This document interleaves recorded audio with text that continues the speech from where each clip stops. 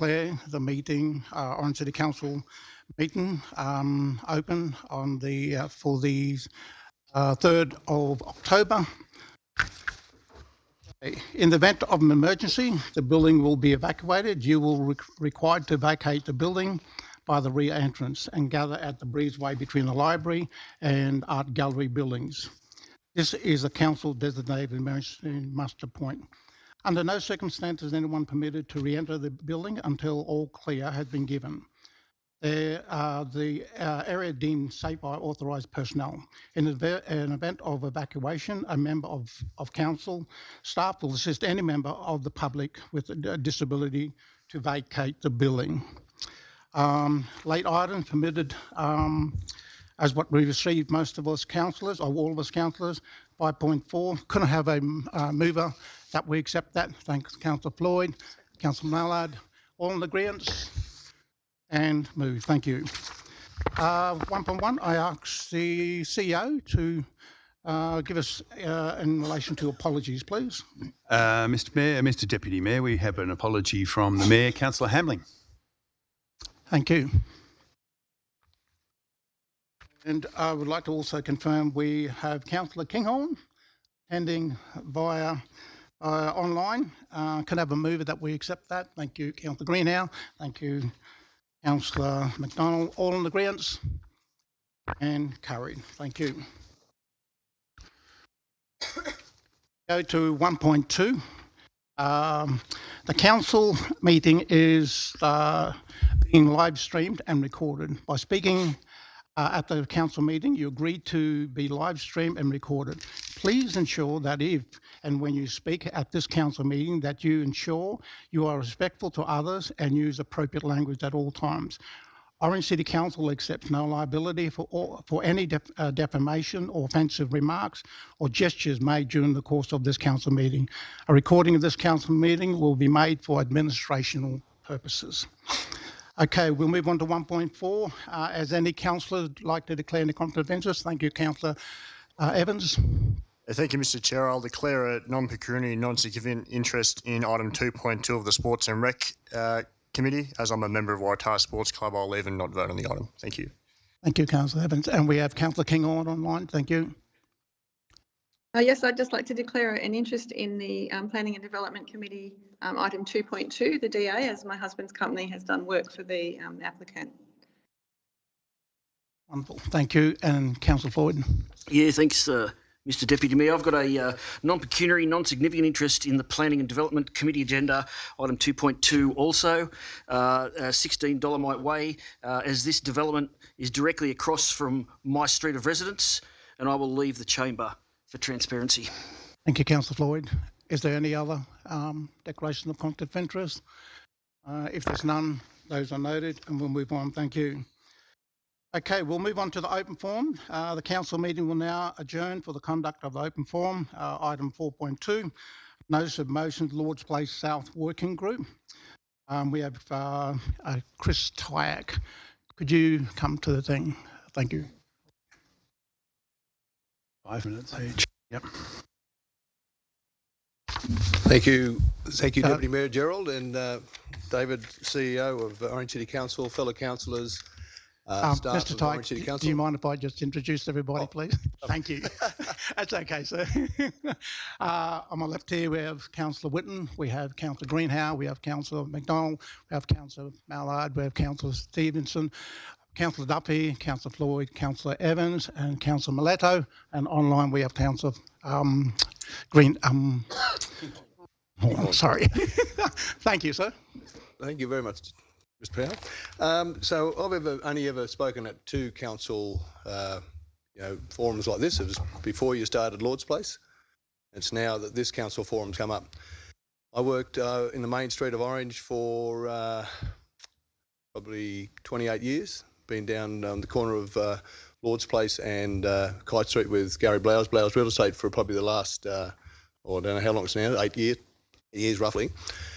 So, just watching the street, and I know when I spoke last time about, all the businesses, and I said, and a lot of others people said too, that the restaurants won't use them, and they haven't used them. And most of them have told you they will not use them. Even one of the coffee shops who said they will use it is now signed a petition to say he's against it. As you know, Smoking Brothers are gone, and I understand that the people who own the building preferably don't want another restaurant there because of the fire regs. So they're actually angling towards getting somewhere else other than that. Alfio's, as you know, won't use it. As I said before too, when have you seen a Chinese restaurant in country New South Wales use outdoor dining? It's just not going to happen. As far as the other issue when you put it forward was it's going to be make it more pedestrian friendly and safer for people. I actually beg to differ that too.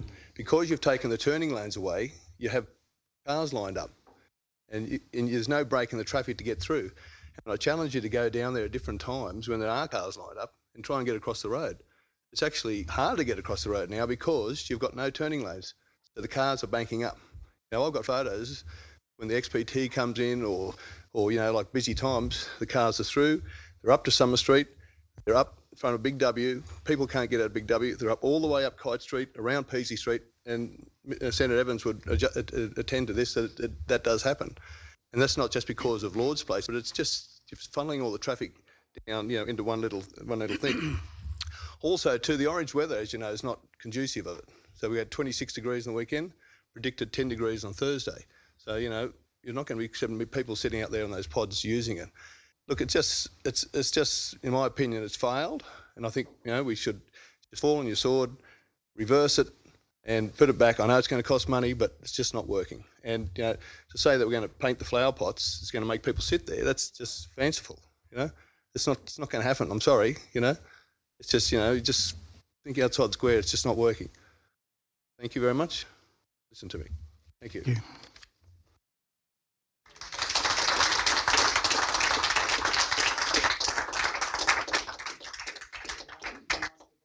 Invite Peter Bolton to the speaker, please. Thank you. Speaking on 4.2 again. Thank you. So you have 5 minutes. Thank you. Yeah, I'm Peter Bolton, owner of Ron Bolton Cycles. Been in Lord's Place South for 12 years, the business. Just want to say the impact that this development has had on business and other business in the street is quite significant. It's done nothing for business at all. It's been more detrimental than anything. No customers or anyone I've met has said a good thing about it. Yeah, the lack of parking definitely affecting businesses all through the street. Yeah, and the lack of use of the dining decks without dining tables doesn't make any sense. It's just way too much. Might be happy to see like a reduction, just a small little area like out front of my shop, just where the bike parking rack is, a little when the trees are that they've planted. As for that, those are the big shields and things, no. Doesn't get used because I watch it all day. I've got that area right in front of me and I might see someone sit there for 2 minutes, flick through their phone and go on a good day. Yeah, but it certainly hasn't been a good impact.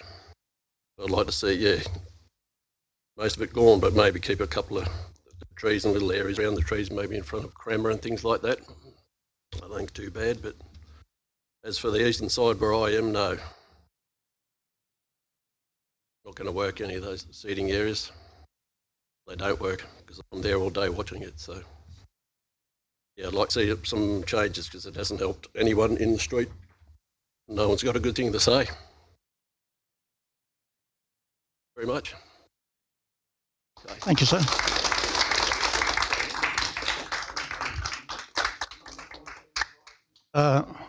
Richard Hattersley. I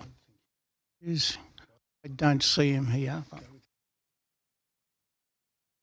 We'll go to item, which is the next one is, again, 4.3. I'd like to invite Roger Eddy, please.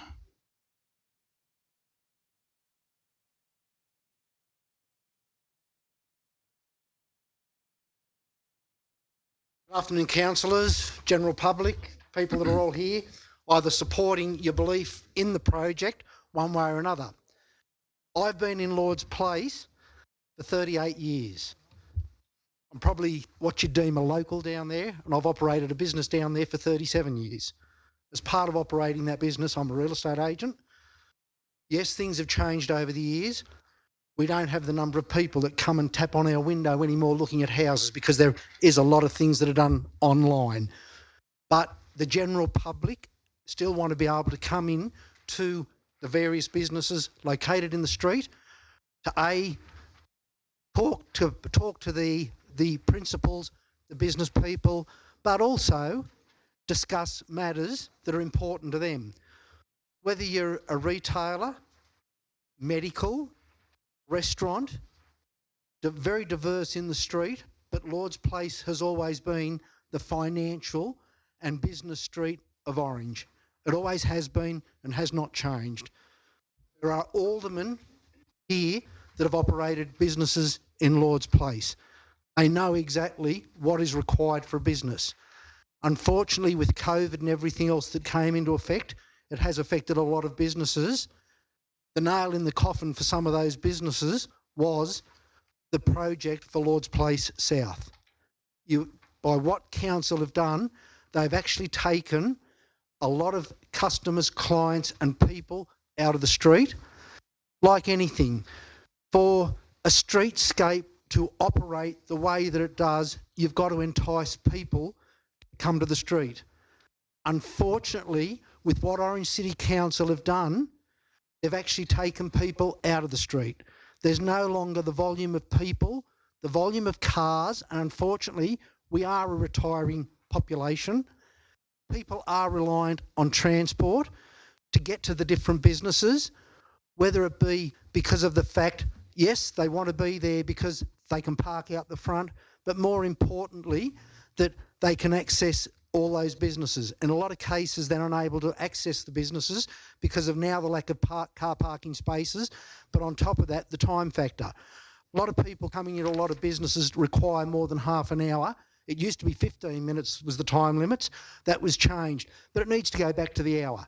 We don't have any direct parking access to any of the car parks on Lord's Place. Out of the streets, being Peasley Street, Lord's Place, McNamara Street, Anson Street and Sale Street, they all have direct access to a council car park. We in Lord's Place don't.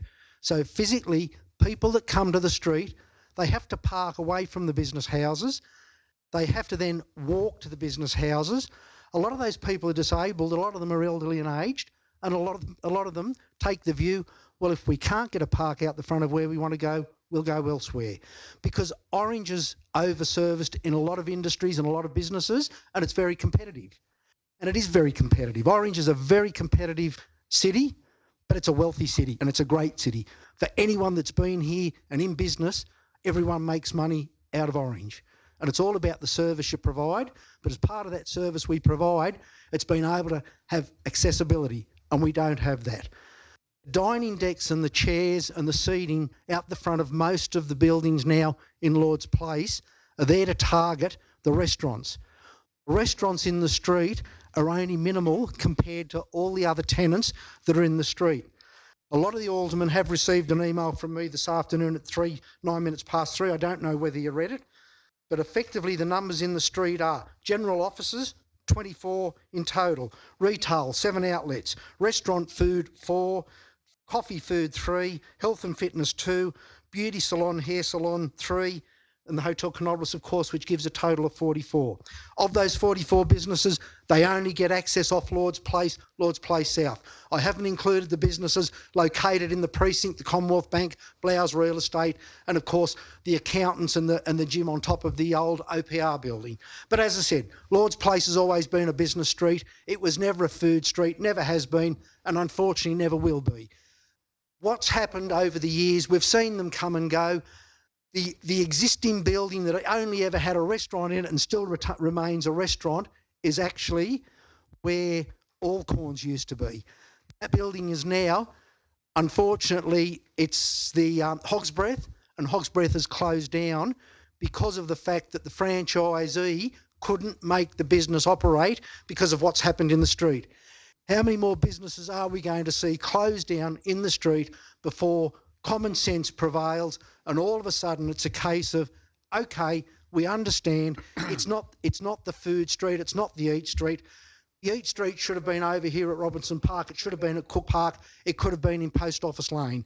They would have been the ones, and over here at the Civic Centre precinct. There's nothing in Lord's Place, 1:30 of an afternoon on a Saturday, an all-day Sunday, to entice people to the street. Excuse me, Mr. Eddy, could we have time? Could I be mover that we move on? Thank you, Councillor Mallard and Miletto, and thank you, Councillor Duffy. You have the right, sir. All good. Thank you, sir. To extend your time. So effectively, the principles of yes, of course, what it was, attract people, increase the number of people and living and working in the CBD, make the city centre more walkable, and more attractive. You walk along Lord's Place, it's not attractive. Paintwork is filthy dirty. It's uninviting. The seats, the chairs, everything located there, it's just totally uninviting. We've got magnificent parks in this city. These parks are a bit like, I think it was Wine Fest on Friday night, Saturday night. That's where your meet and greet should be, across the road, up at Cook Park, things like that. Get the business street back to what it is, a business street. Bring Post Office Lane would have been ideal, to have a glass roof over the top of it. Revoke the leases to the city centre. They're not going to like me saying that. Put your stalls in there, put your eat and greets in there. You might even get the farmers market coming from the likes of the showground to the central business district. And on a Saturday and Sunday, when people are congregating in the CBD, they will walk through those avenues and through that walkway. But unfortunately, at 1:30 in the afternoon, unfortunately, and I hate to say it, it's a fact of the street, Lord's Place is literally not dead, but that's what some people would say, deserted. Sunday, definitely deserted. It's not a business street for the nightlife. It's not a business street for the meet and greet. It's a business street, and the meet and greet should be somewhere else. So effectively, for the business houses in the street that are totally reliant on customers, clients and business, I hope the council can see past it, look at removing the dining decks, look at reinstating the car spaces. I'm not saying pull out the trees. Re-angle the car spaces back to 45 degrees, make the garden beds smaller, and bring the 23 additional car spaces that have been reduced back into the street, and give the street back its viability that it's always had.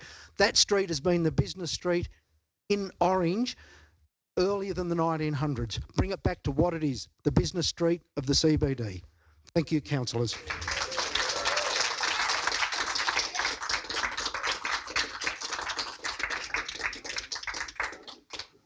The meeting will now resume. There's no Mayoral minutes tonight. We do have a presentation. We would like now to welcome staff members from the Tamaroo District Council. Tamaroo, on the west coast of South Island of New Zealand, is one of the Orange sister cities. Some time ago, two councils, Orange and Tamaroo District Council, signed an MOU to conduct an annual staff exchange.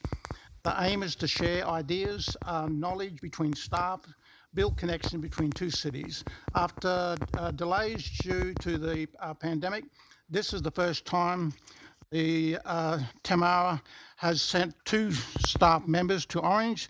In due course, there will be reciprocal visits. This week, there are a series of meetings with relevant Orange City staff talking about how they approach their work and how it differs and compared with the approach taken by staff here. Always something new to learn. We would like to introduce to you tonight Nicole Timoney, beautiful, thank you, and Tamaroo Council Manager of Property Service, Susie Ratte, is that right? Welcome. Which is Council Land Transport Manager. I'd now like to call on the Sister City Committee Chairperson, the Honourable Councillor Kevin Duff. How you going? He's got it already. Good on you. Thanks, Jerry. Thank you, Mr Deputy Mayor. I like the word honourable, didn't you? First of all, let's welcome you to Orange, and I think it's absolutely fantastic that you are coming here.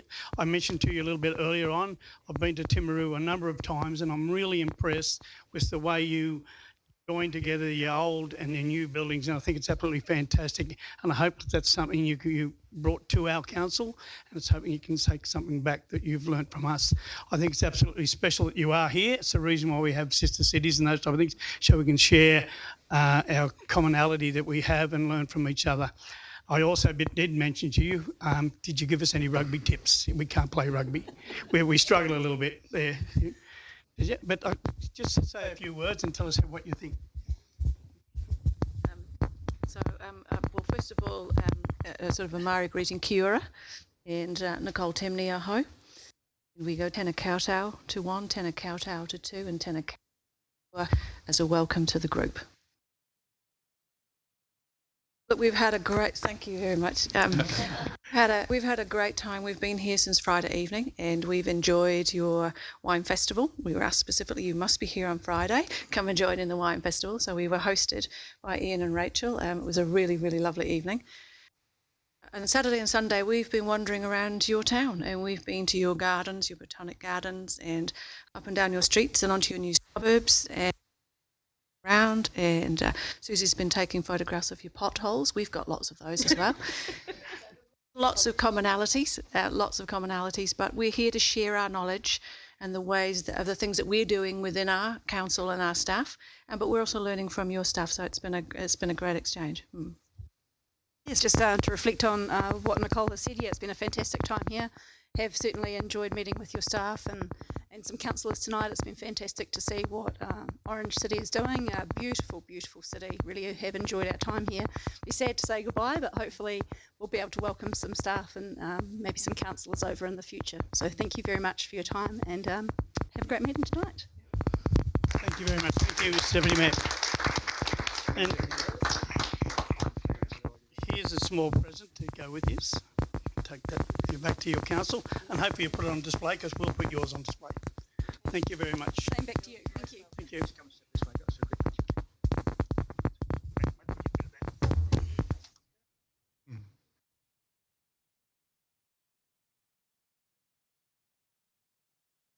Fantastic.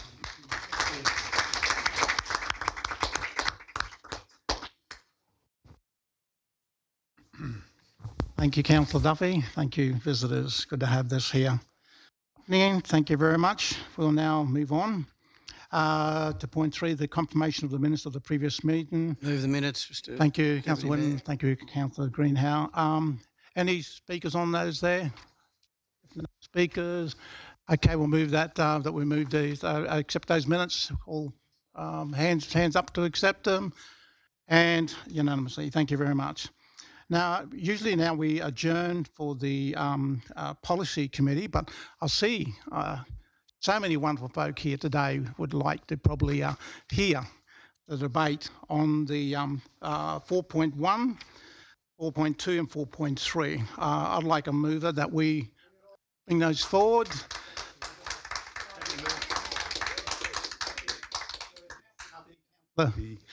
Councillor Floyd, and all in agreement? Okay, wonderful. I would like to, because of the way these will go, I'd like to move 4.1, which is about the pot plants, to the back end, and we move to 4.2 and 4.3, and we'll see how those, the debate between those go, then we can actually bring, yes, Councillor.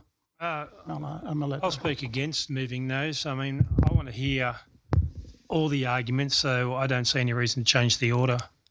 I can see them as is. Okay. You going to second that, Councillor Duffy? No, I'm taking the fact that we leave the order as it is, 4.1. Councillor, order as it is? Okay.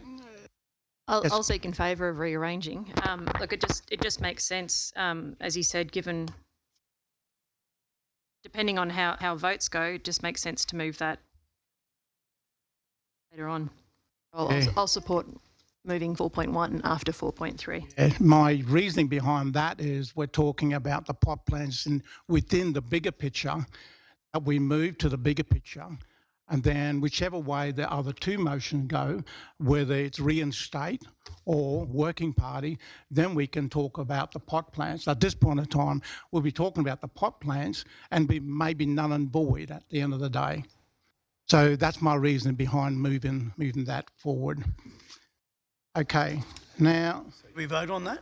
we have a mover. Vote on that. You We got have a voter on the moving the pot plants to the back end. Could I move it there? And a seconder? Is there a seconder? Yes, Councillor Allard. Okay. Could we have a vote on that one, please? The mover of the pot plants to the back of the order. All hands up in agreement? 4, 5. 4, 5. 3, 4, 5. Cool. Okay.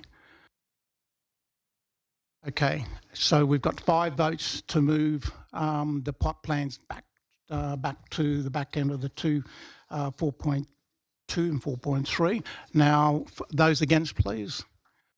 1, 2, 3, 4, 5, and we have 6. The motions have been defeated. The order is as stands. Thank you very much, councillors.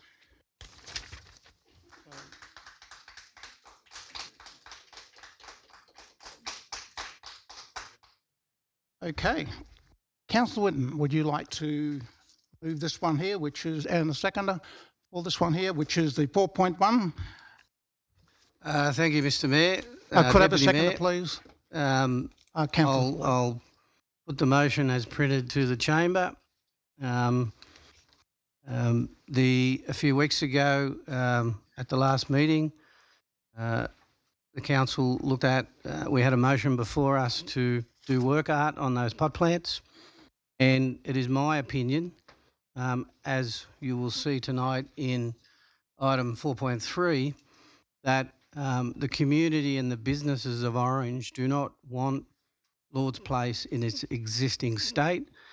They want it to be reinstated with the removed car spaces. So it didn't make logic sense to me that putting that motion forward in a few weeks to have council consider reversing its decision of last year, that spending any further money on those pot plants in Lord's Place would be further waste of ratepayers' monies. So that is the reason that I've put the rescission forward, to have councillors consider the fact that they need to listen to what the community want. Thank you, Mr. Deputy Mayor. Thank you, Councillor Whitten. Yes. Yes. He needs to be quiet during debate. Yeah, so we can hear each other. Just so we can hear the councillors. Mr. Thank you. Thank you. Yeah, no, all taken. Okay, we have a second. Okay, Councillor Miletto, thank you. Thank you, Mr. Deputy Mayor. Look, I support the argument of Councillor Whitten. I agree that at this point in time, no further money should be spent on Lord's Place. With regards to the painting of the pots, I think there may be a need for that, but not in Lord's Place. I think something like that may fit in up at the Adventure Playground where the kids are going to be, where they'll enjoy those bright colours and that. Current expectations or community expectations don't lend itself to that being aesthetically pleasing to Lord's Place. One thing which I spoke about last time and which I didn't agree with was that there needed to be an equal divide between the pots painted by children and also Indigenous people, not giving the Indigenous people the leftover which was going to the schools.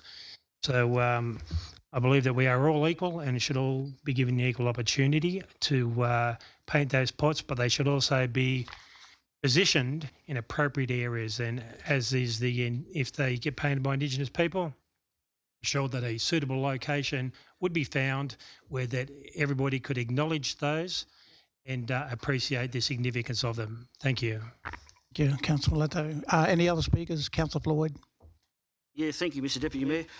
I'll be supporting this rescission motion tonight, even though I have been a supporter of this initiative in the past. The events of the past few weeks have shown me that we need to bring colour and vibrancy back to the streets itself before the pots. I can see the potential for these pots to be located in other areas of the CBD or the surrounds with great effect, just not in their current location. Thank you, Mr Deputy Mayor. Thank you, Councillor Lloyd. Any other speakers? Stevenson. Yeah, Councillor Peterson, sorry. I spoke against the notice of motion for the design of the pot plants from local primary schools last time. We had a meeting. I didn't think it was a good way to spend money, and I didn't think the pots would fit whatever the Lord's Place aesthetic actually is. I'm happy to support the rescission motion as it's been brought forward. Thank you, Councillor Stevenson. Any other speakers? Councillor Jack Evans, please. Yeah, thank you, Mr Chair. While I support the idea of a decoration of the pots, I think probably this is not the right moment to look at doing something like that. While we've got two motions that could consider the balance of what happens to the pots, I think it appropriate that we revisit it at a later time. Thank you. Thank you, Councillor Evans. Councillor Duffy. Yeah, thank you, Mr Chairman. I think at last meeting I spoke about, I think it's just a total waste of money to go down the pathway in this current state of the actual Lord's Place. I did refer to the colouring of the street, what it is. I think it's like Disneyland or whatever it is, and Flower Pot Men, Bill and Ben, but they left out weed and all these other things there. I just think it's an absolute joke and it's an absolute embarrassment to us. I did refer to it. I did refer to it as a felines Technicolor yawn, and that's what it is. And to go and paint another 22 pots and put them down there is to further enhance the Technicolor yawn of these feline cats. But I did have a problem. I didn't speak about it last council meeting because I hadn't spoken with my cousins, my first cousins and my second cousins who have Indigenous heritage. And they were a little bit offended by the second part of that resolution because it made them feel as though they were choice. And they believe we're all one, and that's what it is. Irrespective of whether they're going to vote either way, and I think they're both against each other as far as the voice is concerned. They didn't enjoy the fact that portrayed the fact that they were a last minute choice. But I'll be voting for the rescission. Thank you, Councillor Duffy. Councillor McDonald, please. Thank you, Mr Chair. Look, obviously as the proponent of the original motion, I still think it's a valid project. I would actually just like to, again, disagree with the assertion that having the second part to that motion having been an afterthought or given leftovers. I think it's kind of ridiculous also coming from an individual who wasn't supportive of the voice at all. Anyway, it's not an afterthought. As I said last time around, there's 23 pots there. There's not 11 primary schools in the orange area. I'm not quite sure. I mean, I can do maths, but maybe others can't. So, look, I'm still supporting my original motion, so I'll vote against the rescission. Thank you, Councillor McDonald. Councillor Mallard, please. Thanks. I'm going to support the rescission. I think we can retain this motion. I think, as we've heard, whatever the outcomes of the next motions are going to be, I think recognise pot plants could use some art. If they're going to be relocated, then they'll be relocated. But this is part of the project that I think is one of the adjustments that have been good examples of large pot plants like this in other cities where this sort of painting has been done. As we talked about, it gives more of a sense of ownership and connection to location. So I think it's but I think I'm hoping that we're going to end up finding a way forward where we're on making the street better than it is, and we can factor this into it. Or if it turns out that it won't work, we'll relocate those schools. Thank you, Councillor Mallard. Councillor Greenhow. Yeah, I love the idea of painting the pots, but I just can't support in the current format when we've already been over budget in Lord's Place. And I think when we decide where we're going to move those pots, because obviously we're not going to get rid of the trees, deciding, you know, regardless of what happens, I think we should just, I'd like to see it just deferred, like, and a new motion brought forward once we know what we're doing. Thank you, Councillor Green. Now, is there any other speakers? Okay, we'll put the, did you want to close, Mr. Winton, you right with that? Thank you, Mr Deputy Mayor, but no, I think the point's been made. Thank you very much, sir. Okay. I put the 4.1 notice of rescission Lord's Place pot plants, primary school designed to a vote. So we've got 1, 2, 3, 4, 5, 6, 7, 8. We have 8 for the rescission. Those against? And we have 3 things. Thank you, ladies and gentlemen. It has been, the rescission has been successful.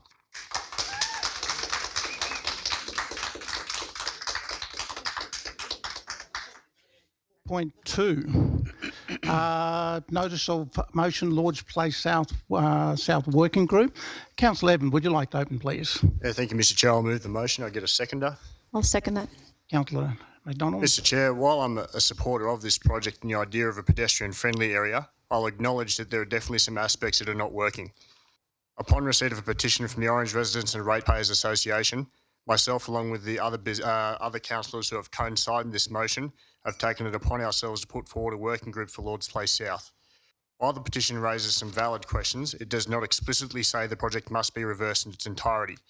Hence why our working group, made up of councillors, a council clerk and Lord's Place South businesses, aim to successfully identify concerns and remedy them in a timely manner to provide a space that's usable for businesses of all varieties. While they're both strong proponents for the project, the people I've spoken to say, we see what you're trying to do and we like the idea, but there are several aspects that are not working. And that's what we're hoping to address. Let's work together and make this space into an example of the future city we want to see in Orange. Reverting the streetscape back to the layout of the 90s is not the answer. Thank you. Thank you. Any other speakers? Councillor Winton. Thank you, Mr Deputy Mayor. I'm speaking against this particular resolution. With all due respect to the councillor, putting in a steering committee seems to be a bit late. We have had the community speak to us during this project, and unanimously they did not want Lord's Place changed. The businesses did not ask for Lord's Place to be changed. They did not ask to lose 23 car spaces. They did not ask for mature trees in the street to be cut down. Those mature trees, I remember, were planted in the late 70s, early 80s, and they did not ask for those to be chopped down. So I do not see the logic in why we would want to put a steering committee together to ask them what we already know. They want... I think that it's quite evident in the staff comments. Just keep it down, please. Thank you, sir. Sorry, Mr Deputy. I think it's quite evident in the staff comments where it says that businesses have yet to sign an agreement to be able to use those pods. I would have thought we would have had them sign it before we spent $1.5 million.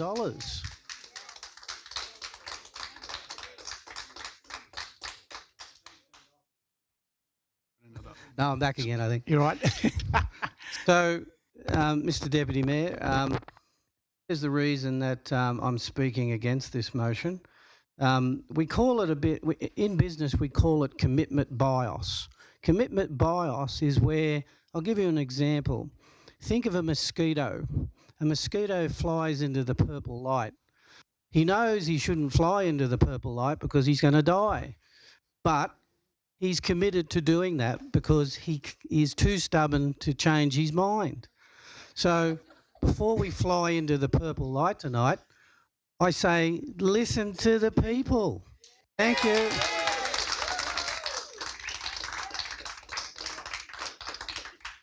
Councillor Winton. Councillor Greenhow. Through you, if I can, please, Mr Chair. A couple of questions to the Director. So just some clarification around if we were to revert Lord's Place back to its original date, as long as we leave the trees, we don't have to pay the grant back. Is that correct? The grant's been fully acquitted. So I think the grant you're referring to is the Streets as Shared Spaces grant, which looked at a trial of on-street dining. And that's exactly what we've put in place, is a trial. Perfect. And regardless of that, we would have had to replace the trees because we had to replace the 100-year-old water mains, correct?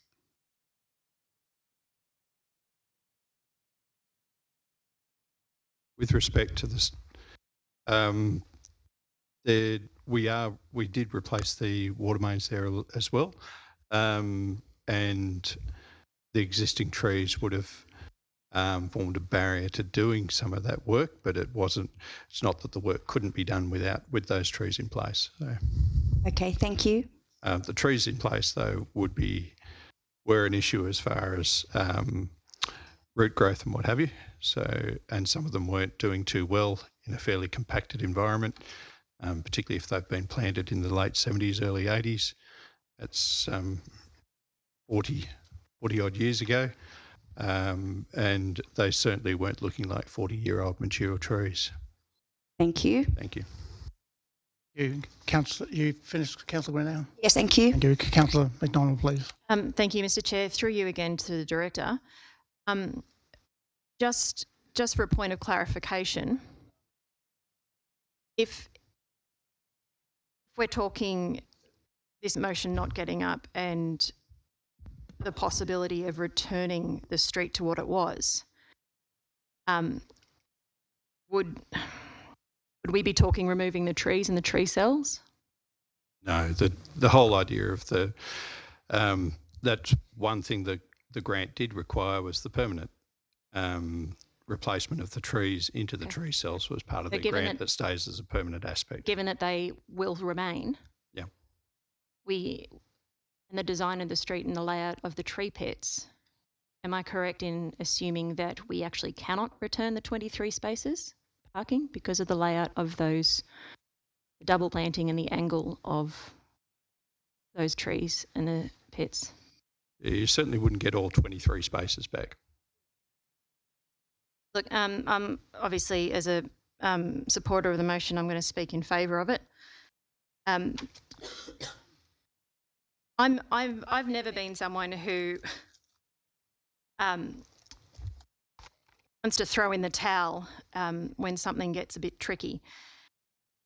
I'm always been trying to work out a compromise and what is the best possible solution. And I honestly think that rather than just ripping everything up, which I'm not quite sure how those councillors that support that are proposing to pay for that work, let alone the impact on the businesses in terms of closing the street down to rip it all up in the first place. I think the idea of a working group is a really valuable option. Excuse me 1 second, Councillor. Could you, the comments from the gallery need to be not taken because we're concentrating on our discussion. Thank you. Thank you, Mr. Chair. This gives an opportunity for councillors and the business owners to directly interact, which is not an opportunity we had previously. Councillor Whitten mentioned that we had the chance to get all this information previously, but that's actually not entirely true because the staff took the role on, and I'm not by any means blaming staff, but what I am saying is that mistakes were made and a level of trust has been lost between the business owners and staff because a lot of business owners felt that their concerns were not relayed to councillors. So this idea of the working group, business owners, councillors, urban designer, we can work together and actually work out what is the compromise here. It might be removing a couple of dining decks. It might be moving some of the infrastructure in front of the cycle shop. I don't know. it's not predetermined. I just think it's a really good. We need to try this before we commit to God knows how much money and inconvenience again to the businesses in ripping up what is there. Thank you. Thank you. Councillor Miletto first, please. Thank you, Mr Deputy Mayor, and through you, a question to the CEO. I heard the councillor mention a staff member assisting with a working group. I just want clarification. It doesn't appear to be in the motion. It appears to be in a comment further down, staff comment, but nothing in the motion itself. So I'm just wondering if is a staff member or would a staff member be allocated to the working group should one be formed? And if so, what would be their input and responsibility of that staff member? Through Mr Chair, I've had no serious discussions about the working group or how it would function. I have written that we would provide a secretariat, which pretty much means a minute taker and nothing more. That came from discussions with, I think, one of the councillors behind this, saying that this would be a councillor working party. I'll provide the minute taker. Thank you. So my next question is through the chair to yourself then. Where would council be legally when we have a working group, which I assume would be then involving themselves in operational matters, which isn't the role of it. It's my understanding it isn't the role of a councillor to involve themselves in operational matters without the assistance of a council member to oversight what they're doing. You're telling me, and what I'm hearing is that this is just a minute taker. So I'm just wondering, from a legal point of view, where do council stand? Okay, I thought this through. I have thought this through somewhat. This was the vision, as they say. The working party made up of councillors, and you Please might share it. And you might want to, I think, determine tonight who's on that working party. I think that's an important detail. With the secretariat, would sally forth, and they would have meetings with businesses, and they would determine things which would be taken with serious minutes, and they would be brought back to me. I would then ask, for example, my engineers to do costings on some of the outcomes that come out of those working party meetings. Say 2 decks are to be removed. What do they cost? And then a report would come to the full council. And that would have been filtered by my senior staff with the costings particularly and the timeline on any actions. And I think that's a pretty foolproof method. Thank you. So can I assume then that, based on what you're saying, that role, providing this notice of motion wasn't to be successful, that those tasks could be conducted by a staff member in any event? Sorry, you mean I could put a staff member on the working party and just do it anyway? No, without a working... If this motion wasn't to succeed... Oh, I see. I'm assuming that council staff would still be required to do the same job and would alleviate the perception, and it doesn't have to be a conflict of interest, there only needs to be perception or perceived to be a conflict of interest, that councillors, whoever that working group is, are engaging in operational matters. And the last thing I'd want to see is councillors, no matter who they are, speaking directly with contractors or people working in that space. That isn't the role of a councillor. That is my understanding.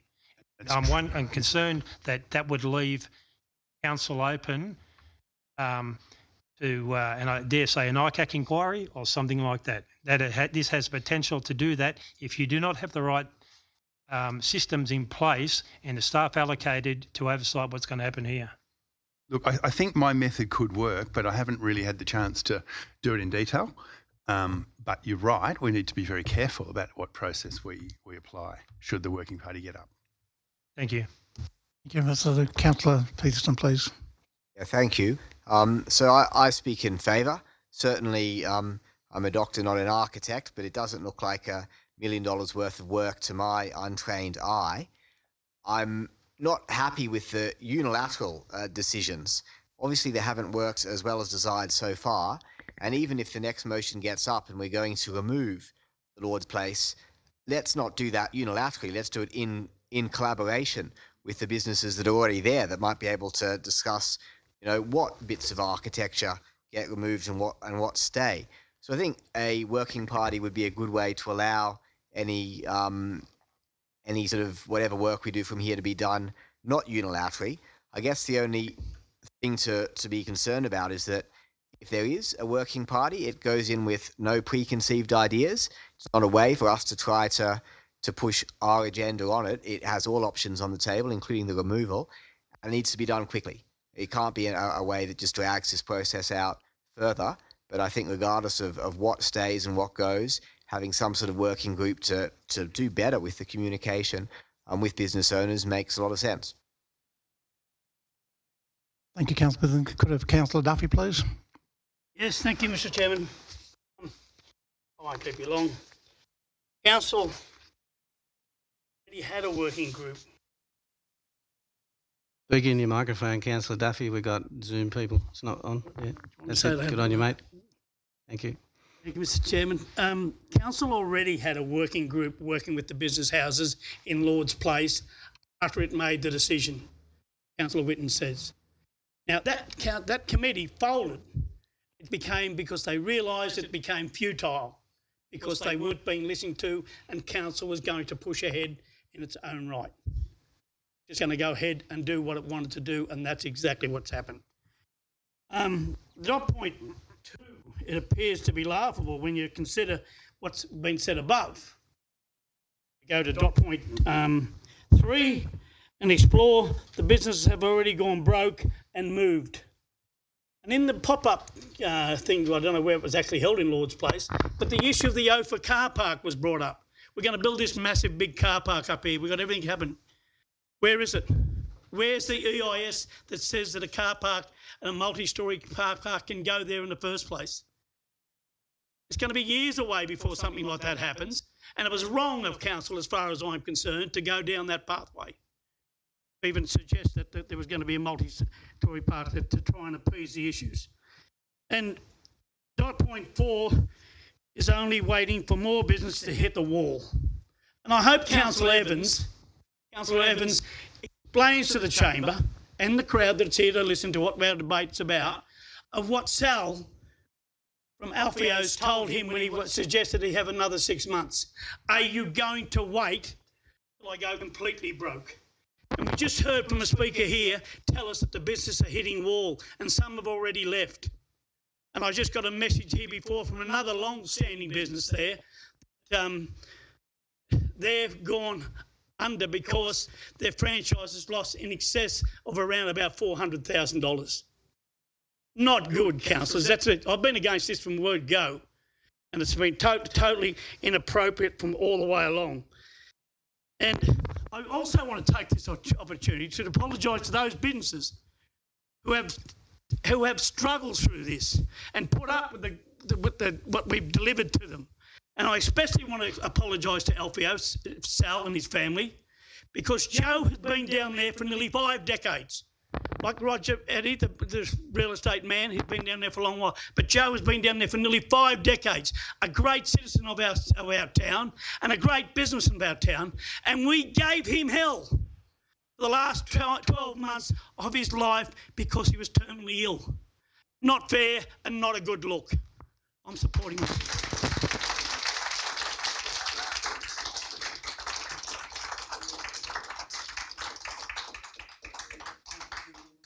Online, thank you. Councillor King-Orn, do you have the floor? Thank you, Mr. Chair. 2 points. I think we should be working with the businesses in Lord's Place, whatever we're doing. So I've got no problem with that, except for point 3, which reads to me like we still want to go ahead with the design, or whoever, I don't know who says what best practice principles are, but it's almost like we want to actually re-educate the business owners there to understand the vision and work it that way. So I'm going to vote against it because of that. It also concerns me that we'll have a working group comprised of the very people that wouldn't listen to the businesses in the first place. I disagree that we couldn't get some information ourselves before the decision was made, because what I did one Tuesday afternoon was just go for a walk down one side and up the other and just pop in and see people and see what they thought. And it was very, very negative. I think there were 2 people who were hoping it was going to be okay, and everybody else was quite horrified by the idea, and that's why I voted against it in the first place. So because of that, I'll be voting against this motion. Thank you.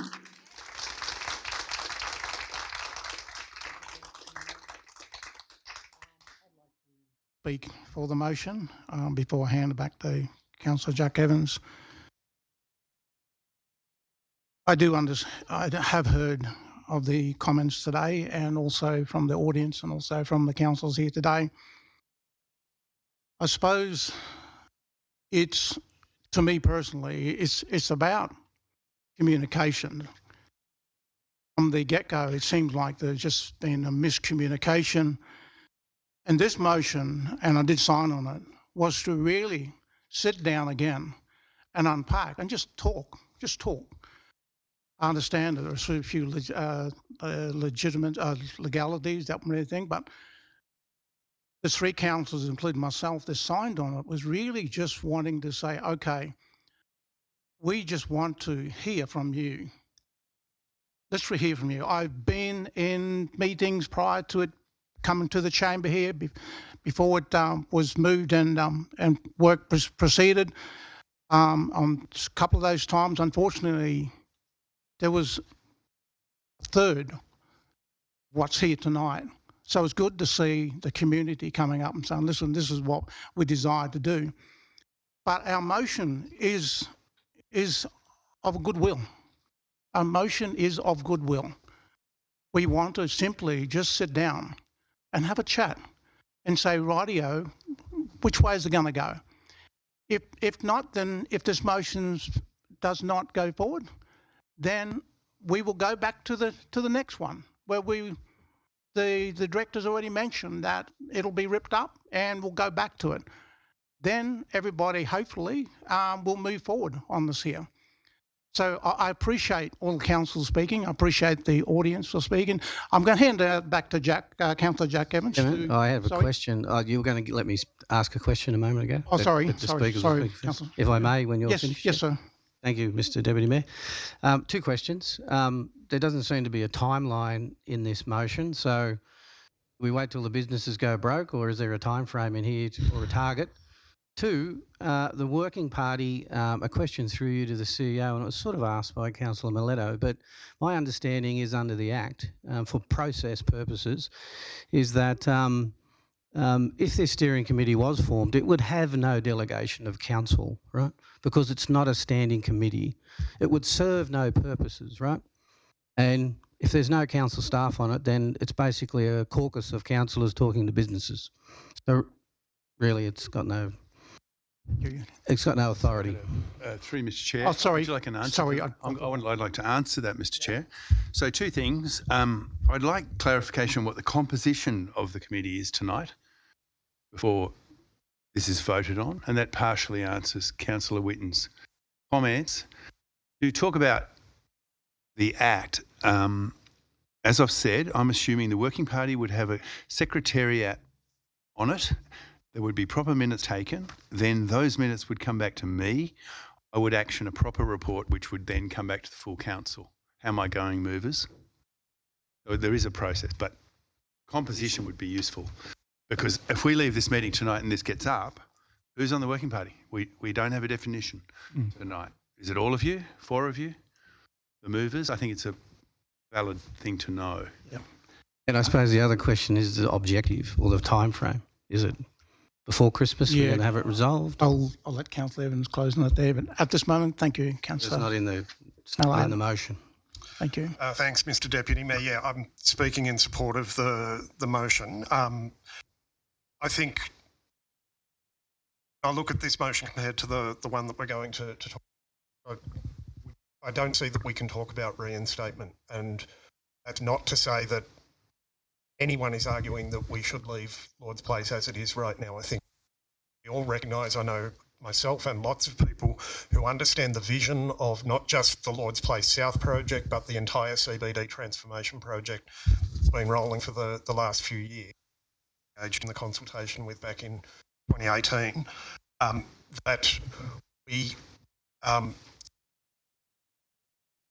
we need to work through problems that have developed in terms of implementation. There are definitely issues. I've pointed to some of them in previous discussions, but there are things that I absolutely, I mean, at the very least, we've acknowledged the trees can't be removed.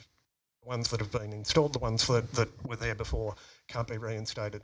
And I support change to the streetscape. I know it's confronting to see trees removed. I'm someone who cares very much about, but we had a number of ornamental trees. They were, yes, very mature, but they were ornamental. They didn't provide canopy. They didn't provide cool. We are going to need types of trees that have gone into that block. I acknowledge we heard a lot from the speakers earlier about the history of the street and about the role of the street traditionally, but what we have to look at in terms of the way we're approaching transformation of the CBD, both individual projects and the broader project, what do we need for the future? And we're talking about a city that's going to grow by 10,000 or 20,000 more people. We're not magically managed to fit everyone driving exactly the same way they expect to drive now and managing to get a magic parking space right out the front of where they need to go. It's not going to happen, and we have to confront the reality now and plan for it and find the way forward. There's also specific things about the future. I acknowledge what's been said about the businesses, but we're about to see a boutique hotel go into that street. That could quite change the demand for what people are going to need in terms of options around that area. So we're looking at ways to transform those things, and I think this motion is about trying to find the ways, identify the problems. I know there's been talk about reinstating 1 hour parking. We've already made that change. I think that was one of the big things that obviously, and we've already had that reviewed and reversed that decision. That 1 hour parks in angled parking back in that street. Yes, there's still half-hour parks in the parallel space as well. I think we've made changes for the better. I disagree with some of the comments that were made in the open forum. As someone who walks into town or who has gone and parked in the OFA car park in the free 2 hour parking there and then gone onto the Lord's Place South Block or gone across to Service New South Wales in the last month, I find it incredibly easier to cross the street now that the left turn lanes are gone from the roundabouts. It is a massive difference as a pedestrian to be able to not have to deal with 2 lanes of oncoming traffic that you've got to try and get across. It is nonsense to say that makes it harder to cross the street. Yes, you might get some traffic bank up at times, but even when that happens, at a polite driver, they let you cross, not the drama that it's being made out to be. So I think there are fundamental things we don't want to reverse about this. I think we need to look at how we address the problems that have come in the implementation of this project. And so it's not about, no one has been putting up a choice of a false dichotomy between either put it back all the way it was or keep it all the way it is. Either of those things are viable.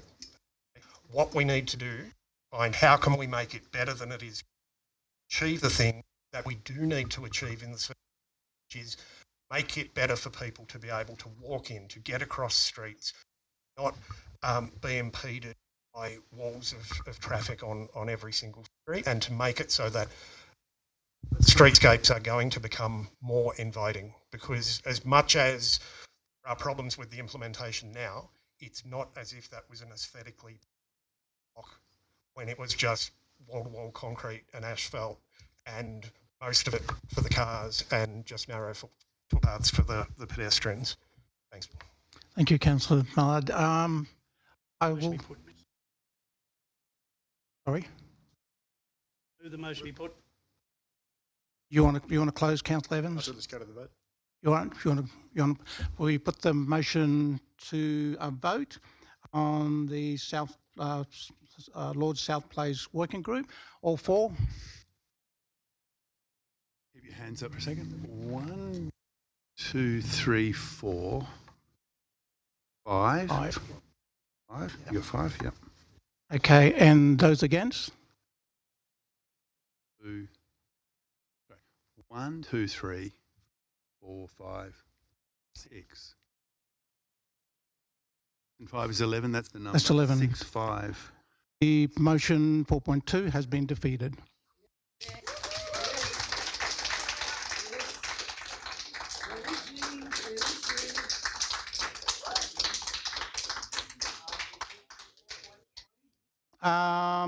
Councillor Whitlam. Deputy Mayor, I'd like to put the motion if I can get a seconder. Thank you, Councillor Duffy. Thank you for allowing me to speak tonight on my motion. Councillors, where do I begin?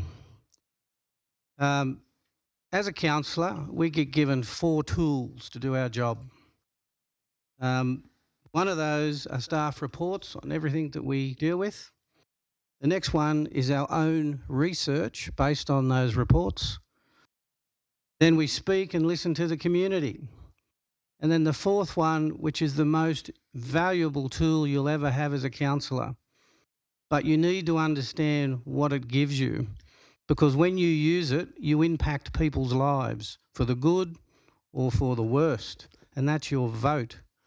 If you don't use the other 3 tools before you use your vote, you're acting delinquently, because you do impact people's lives. I've heard some stuff here today that we need to face facts that we can't park in front of the shop that we want to shop in. Who says that? Who makes that rule? I park as close to wherever I want to shop because I can. We live in a free country. I'm hearing tonight that we're still not listening, right? So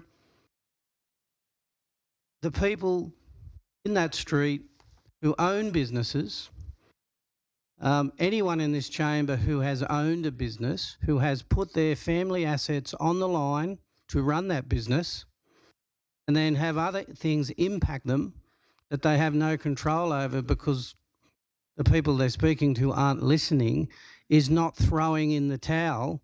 It is them trying to earn a living and save their assets. We as a chamber made a decision that is impacting the viability and profitability and people's lives. They go home of a night and they worry. They worry how they're going to pay their bills because there are no people coming into their shops, retail shops. If you've ever owned a retail shop, if you take away 23 car spaces times 1 hour over 12 hours of the day, do the sums. I think Councillor Kinghorn did this in the chamber 12 months ago. That's a lot of people not coming into your business because they can't park anywhere. I spoke to people in the street last week. All of them complained about the fact that they had to park basically a block away to walk to the shops that they wanted to get to. Now, most of them don't even bother. As Mr. Eddy said, me personally, if I can't get a spot where I need to, then I'll go elsewhere where I can get a spot that's more easy. That's a fact of life. And unfortunately, councillors, I'm probably saying things in this chamber that are going to upset you, but that's life. You put your hand up to be a councillor. You make decisions. In this case, you made the wrong decision.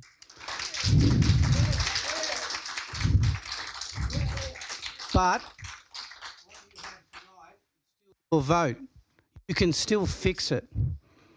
You can put it back and give these people back their viability in their life and their businesses, and give the community in Orange the opportunity to use that street again. That's all I'm asking, councillors. There's nothing wrong in admitting that you made a mistake. But just understand you made a mistake and you have the power to fix it. Don't be like the mosquito and fly into the pink light or the purple light, whatever colour it is. Sometimes it's white. So, you know, there's nothing wrong. So, as I say, we can park in front of... That's why we live in a regional city. I have to say, I was in Canberra a few weeks ago at an event, and most of those people in that event were not from Orange. They visit Orange for business or for leisure. And all I got was grief about what we had done to Lord's Place. We took a traditional wide regional street and we turned it into something that you would normally see in one of the mayor who's in a big city east of us, and I won't mention her name. Basically, we've shut down the street. We've stopped business. Our job as councillors are to create jobs, to create business, not destroy it. So please, councillors, for the sake and for the compassion of those people in those streets, please vote to change it back. I know there are going to be certain things that won't go back the way they were. We've got to use a bit of common sense, but at least give them back the car spaces, give them back they don't need those pods, no one uses them. If you did your research, you'll know the reason why the businesses don't use it, because commercially they can't. Their insurances won't allow them to. They knew this before we even put them there. And why did we keep going?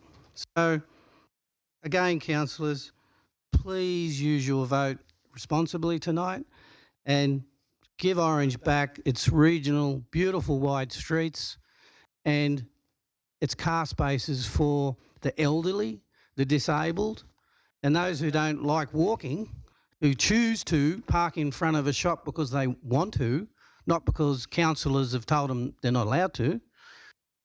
We enforced this change onto these businesses. They did not ask for it. Please vote to remove it. Thank you, Mr. Deputy Mayor.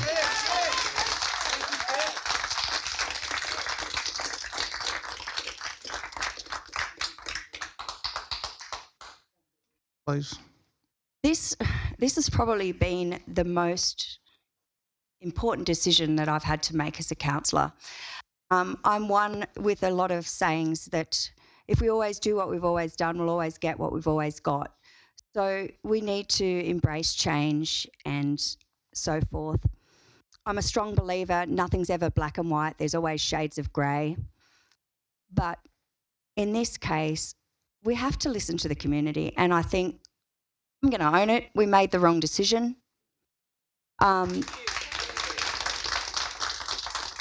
Personally, as a councillor and as a community member who visits that street for work purposes, to call on customers, I frequent Rick and Vic's engraving and more.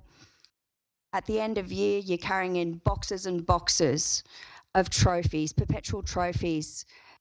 You now can't park right out the front of there. It makes that very difficult for even someone like myself, let alone someone elderly. I hate parking in the ones where the pots, I'm frightened I'm going to hit one of the pots or hit one of the dining decks, and then it's difficult to open that car door out on the safe side to get the trophies out. So I think there definitely are some, barriers there. I don't 100% believe the only reason the businesses are down is because of what we've done. Let's face it, there's a lot of businesses in town that are down. Our economic climate is so different to what it was a few months ago. In relation to Hog's Breath, I know Hog's Breath in Dubbo is also closed down, so they're not the only ones struggling. But I think as a councillor, it would not be responsible if we didn't revert this back in a timely manner, because anything we do that hinders a business to operate and survive in our community has to be wrong. So I think we need to just own it. Originally I was all for about the working party. I thought this is great, we'll talk to them again, but I don't think we've got time on our side. I think we really need to do everything we can to support these businesses so we've still got them. Otherwise,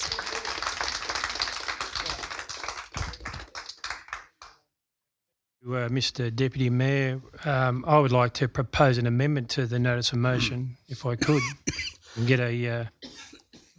Sorry, Councillor Maletta. Second on. If you allow me to proceed, or Hear what it is first. sorry, You want to hear it?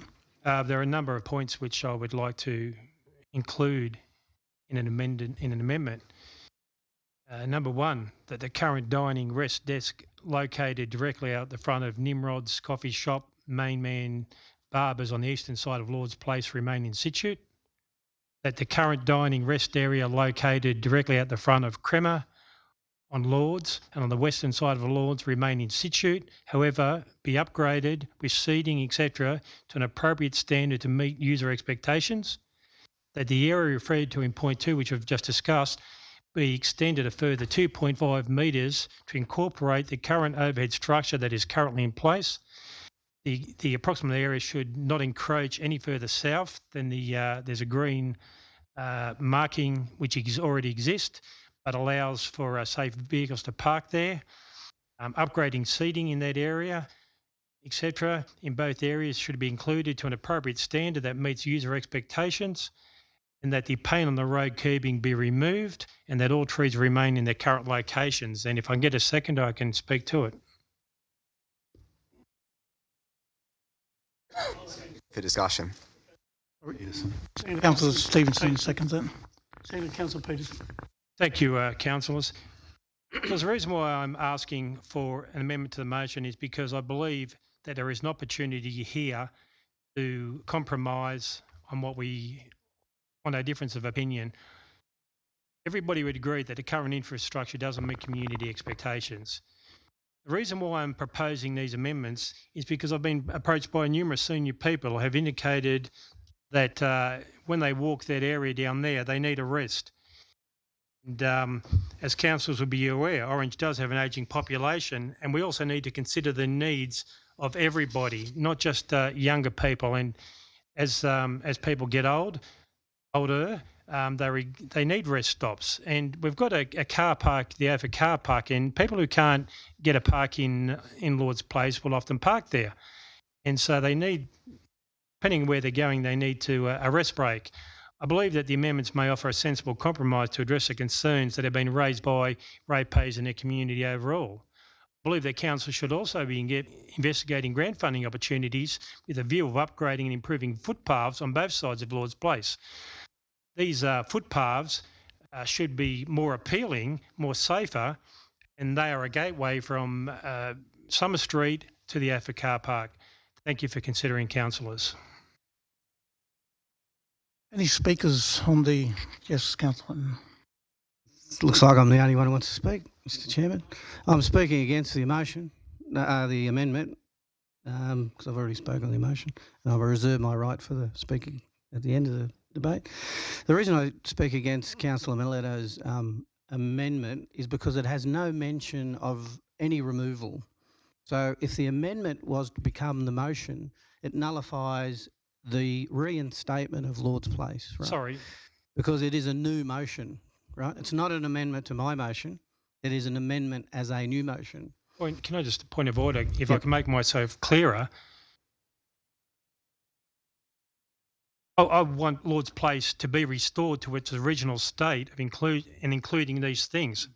So I'm happy for everything else to go and be restored to its original position, provided that we have these two areas up the northern end, out the front of Crema and Nimrod's, and one of them out front of Nimrod's will not, it's only a smaller space, it's one car park. If we look at out the front of Crema on the western side of Lord's Place, that is a popular spot for people to sit who get their coffee. It will service a number of different places there. I believe that if we keep those two and reinstate everything else as you suggest, then I'm happy to go with that. I think that's a reasonable for process, compromise. Mr Mayor, may I suggest something? As the mover of the motion? Yeah, if I may say something okay, you before go for it. It's Allow the Mayor, yeah, the Deputy Mayor to... He's going to clarify something, Councillor. Excuse me, Mr Duffy. I understand Mr Miletto's point. When I look at that there in point 4, there'll be a detailed report coming back. Because I understand what Councillor Miletto is doing. He is saying he wants to have all these different items, put in place. But I think if we can vote on the motion that's placed, then we can unpack aspects of that. Sorry. Yeah. Otherwise, we're trying to put things. Am I hearing you right, sir? Yeah, hearing me, but I'm not quite sure whether you're listening. So I can probably fix this if I may. Sorry? I can fix this if I can suggest Okay, something. Yeah. Councillor Winton. Mr Deputy Mayor, you're dead right. In item 4, I have asked for a detailed report from Council to Commission to articulate when and how we're going to do that. Councillor Miletto, with your cooperation, we could add a couple of points in there where you're talking about Crema and the other bit, right? I'm happy to do that if the second is happy to add it as well. Either way. Yep. So if you're happy to add those couple of points into item 4. Seconder was Councillor Peterson. Seconder was Councillor Peterson. Yeah. I thought I was seconder for the amendment for discussion. No, he's a seconder for the amendment. I'm talking about the Correct, motion. sorry. Thanks. Yeah. So you cool for that? Yeah, look, I'm happy providing those dining rest decking areas which I've referred to specifically. If those two remain, I'm happy if we include those in to support your motion. Because the reason, if we whack them in, if we implement them in there, those particular businesses may not want them, right? So they may not want them there, right? So well, yeah. I understand the business may want them. So for clarity, for a process, Mr Deputy Mayor, I can't see the CEO because he's hiding behind the flags. Gap there. Mr CEO, are you happy for your team, and if Councillor Miletto is okay to add those couple of dot points into item 4 of this motion? Is that legit? Sorry, which points of Councillor Miletto's are going in? All of them? Well, 5? Or just the 2, the Nimrods and the Crema? And the other one just refers to making him to a standard that meets community expectations. I'm confused because I tell you why I'm confused, Mr Chair. I'd like to know if Crema and Nimrod are happy with this. It does. I mean, yeah. My point, and I only say that because I've sat here as a staff member who, and I'm just wondering. I just don't want to go down the same road again. All right, I take your advice on it. I take his advice and leave my motion as is. Yeah. But I mean, that's not a process. Propose this then, that we include those subject to agreements by Nimrod and across the road. that's up to the movers. Councillor Would Duffy. work? Yeah. Did you want to have a talk, sir? I want a point of clarity, and I want Councillor Miletto to tell me if I'm wrong in the way that I'm thinking. And I'm thinking along the lines of Councillor Miletto's trying to say that where Crema is, he wants that one kept, which was there before we murdered Lord's Place. It was there before that, but he also wants a little degree on it, which encompasses that shade cloth thing there, the one shade cloth. No further.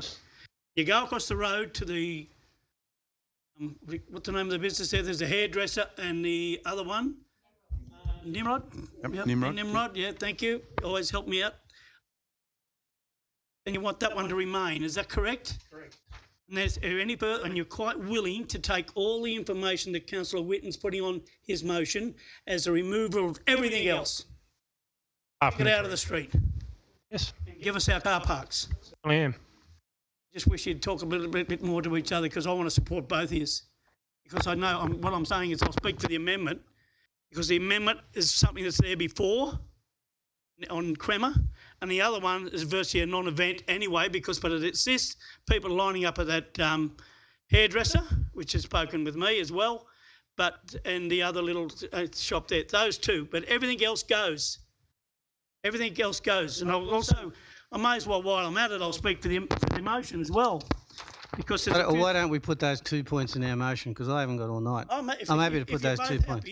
Yep. Might be happy because I'm those happy 2 with both points. of them. Points. Yeah. Yep. Cool. Then we don't have an amendment. Are you happy with that, Mr. Mover? Yeah. We understand what we're voting? Okay, I'm going to speak for the motion. Yep. Okay. Thank you, Mr. President. Let me tell you, councillors, I've been against Lord's Place from day one, but not only from day one, but I've been against the cramping up of our city, which our ancestors gave us. Go around that corner there in 1864 and you'll see one name on there, and it's my family's. And that is one of the issues that you've got to look at in this room here. How many people have a traditional connection with the whole city and understand how the city operates and how it was formed? 3 or 4 of us here, not many others. But I've been against Lord's Place, and mainly because Mr. Eddie spoke about it's a business street, yes, and the car parking that we lost, 20 car parks or 23, whatever it is, bring back 20, and it's 200 car parks over a period of a day. 200 car parks, which Councillor Kinghorn spoke about a bit earlier. And it helps the elderly.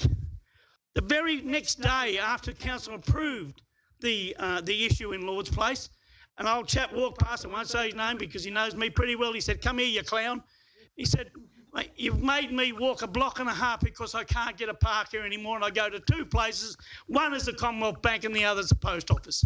And he's on a walking stick. And we spent $1.5 million down there, more actually, and the street is still as rough as, it's rough. It's rough. It's rough. There's nothing happened to the street, right? But also I want to go to, it's an absolute nightmare, as I said, from day one. There's some questionable things that people have come to me about the planning process, and I'm talking about it being built in a floodway. There was no consultation or no comment from the Floodway Committee. There was no comment from the Parks and Trees Guidance Committee. There was no comment from the Environmental Plan Committee. Nothing. Not a comment from there. And if it was a trial, why would you chop down established trees that gave our shops shade and parking shade? If it was a trial. It's like going to the doctor and he says, "I'll chop your legs off, but it's only a trial." They're not coming back. They're not coming back.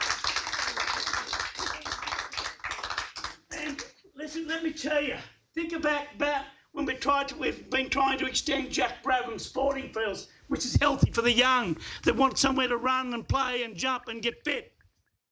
Who was out there protesting? The Greens, because you were chopping down radiata pines, which are a noxious weed, in the Blue Mountains. But here we are, we've murdered, slaughtered, destroyed good established trees in a business street of Orange with this whole process. It's embarrassing, and when you can go away to another city to a conference, as Councillor Whitten said, it is an embarrassment when they come up and talk to you. They don't talk, say, "How you going?" They say, "What have you done to Lord's Place?" Mate, it's all over the state. It's all everywhere. What have you done? But as I said, look, I don't care if I've offended anyone. I'm used to getting blackmail letters. Here they are here. Councillor Miletto, you might know what these things look like. Go to the police, add a few more to them. I don't care. At least if you're going to send them in, put your name to them. You know, I don't care where they come from, but put your name to them. There they are.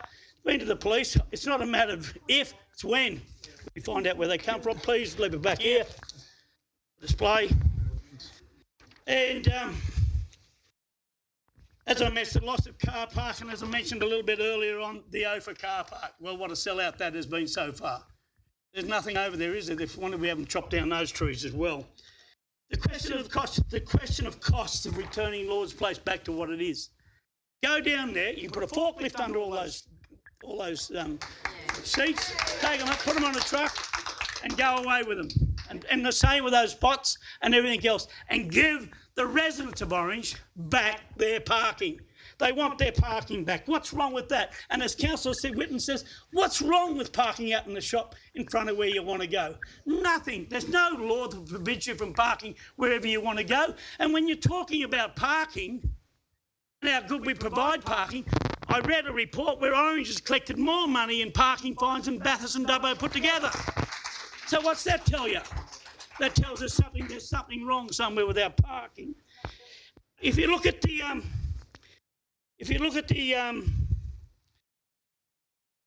issue of the finances of what's going on, and we're wasting all this money in Lord's Place, and we're trying to do good things for the city. The Southern Feeder Road, We're trying to get the planetarium conservatorium up. We're trying to get these other businesses up as well. Yeah, we're trying to get these projects to, and we're putting money down here. That money for future cities can go to any of those projects. It's not held up. It can go to any of those projects. Now, economic development. Economic development is a program, policies and activities that work to improve the economic well-being and quality of life of its community. Lord's Place has failed. It has failed miserably. It has failed. It's like McNamara Street. It has failed. It has failed miserably. And it's not good. Lord's Place has been a threat to economic development. There's been a huge threat to economic. We've seen businesses fold. We've seen people close. We've seen people about to go to the wall. We said that is not economic development. And why I'm supporting both these resolutions, it'll give people the opportunity to come back and get their lives back together. You got much more to say, councillor? Oh, mate, You're holding the floor there, bro. You hold the floor there. Now, this is me. I'll go straight to my last point. There's never had public support. I've seen a report come to council that says it had public support. phone's not working. Not working. I saw on the social media 506 questions, and 94% said they wanted back the way they were. Now I put a thing up on social media. 1,800 votes. 90% of people in Orange, which included the business, said we want our street back. We want it back for us to live with and go and create business in our city and get along with our lives and support. And let me tell you, the other businesses in Orange are with the business houses in Lord's Place. They're with you. They want you to succeed. And we want you to succeed because we want the employment. And that is what economic development is about all those issues. I'm going to support the motion and I'm proud to support, but it seems a bit ironic, you know, the old Ratepayers Association. Congratulations to the Ratepayers Association. They didn't like me at one stage, but I pat them on the back. They made sure I didn't use too much electricity and made sure I got home safely. But good on them for going around and bringing this to the table and supporting Councillor Whiston and bringing this to the table. Well done.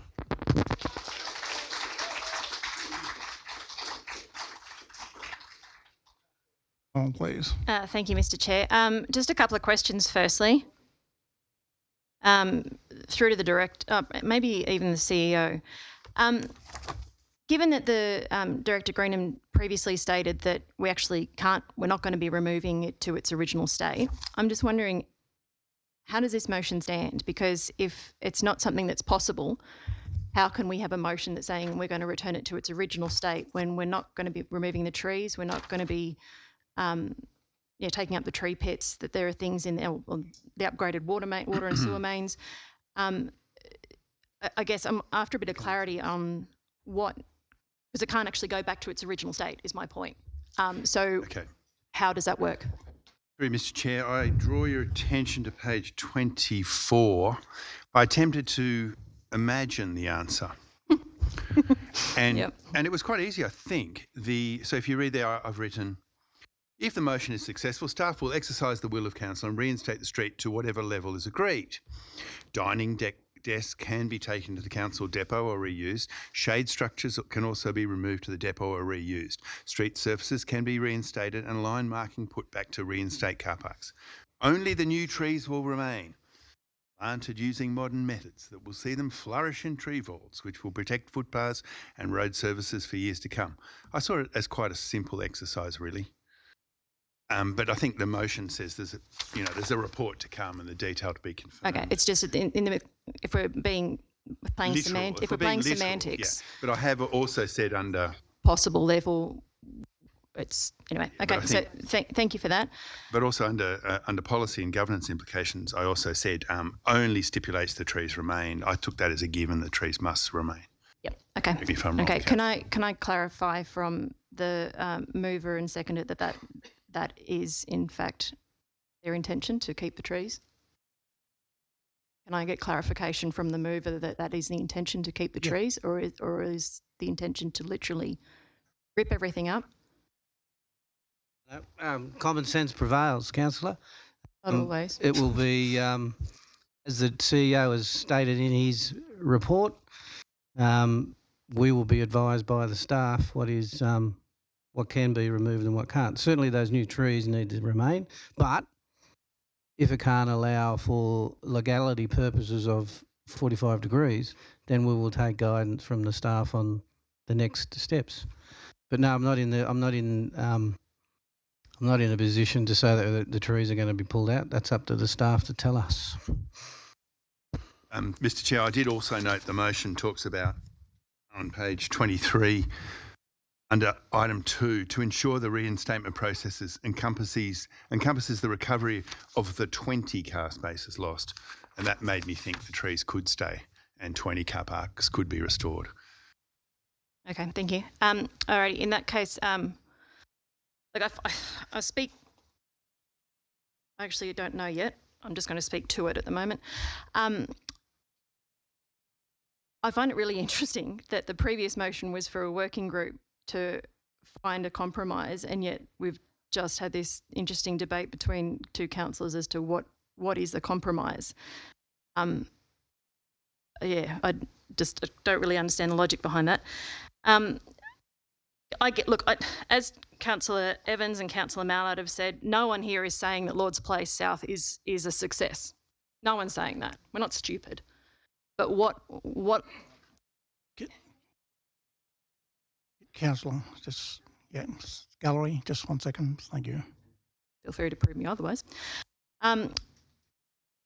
Look, what I'm trying to do, and what a few of us are trying to do, is try to work it so that it actually is the best solution for the future. And I take Councillor Duffy's point about his tie back and supposed ownership of Orange. I'm a 6th generation Orange local as well, and I acknowledge our history. I'm proud of our history. Can I clarify that? Did I say you? Councillor. An accusation? Did I say she wasn't? It was a statement. Order. Point of order. Stating. Thank you, Councillor. Stating I am a 6th generation Orange local. It's a statement. I can prove it if you would like to see my genealogy records. And I'm all about acknowledging our past. I grew up here. It's a great city. And there are things about our past that are worth protecting. But we are also required to look to the future. And we can't just assume that we're going to be able to park out the front and get a rockstar car parking space every time we want to visit a shop. And I get that. No one here is saying you're not going to be allowed to. What we're trying to say is that it's not necessarily reasonable anymore, given our growing population, to expect that. Now, I'm also a little bit disappointed that some councillors have reverted to sort of Trumpian-style politics of just negativity. But it seems like with so many other issues, it's the negativity is getting the louder voices more than the positive, future-focused, collaborative voices. But, so be it. I'd also like to thank Councillor Whitten for his lecture on how to fulfil the role of councillor, but we also have a duty to put the My best... pleasure.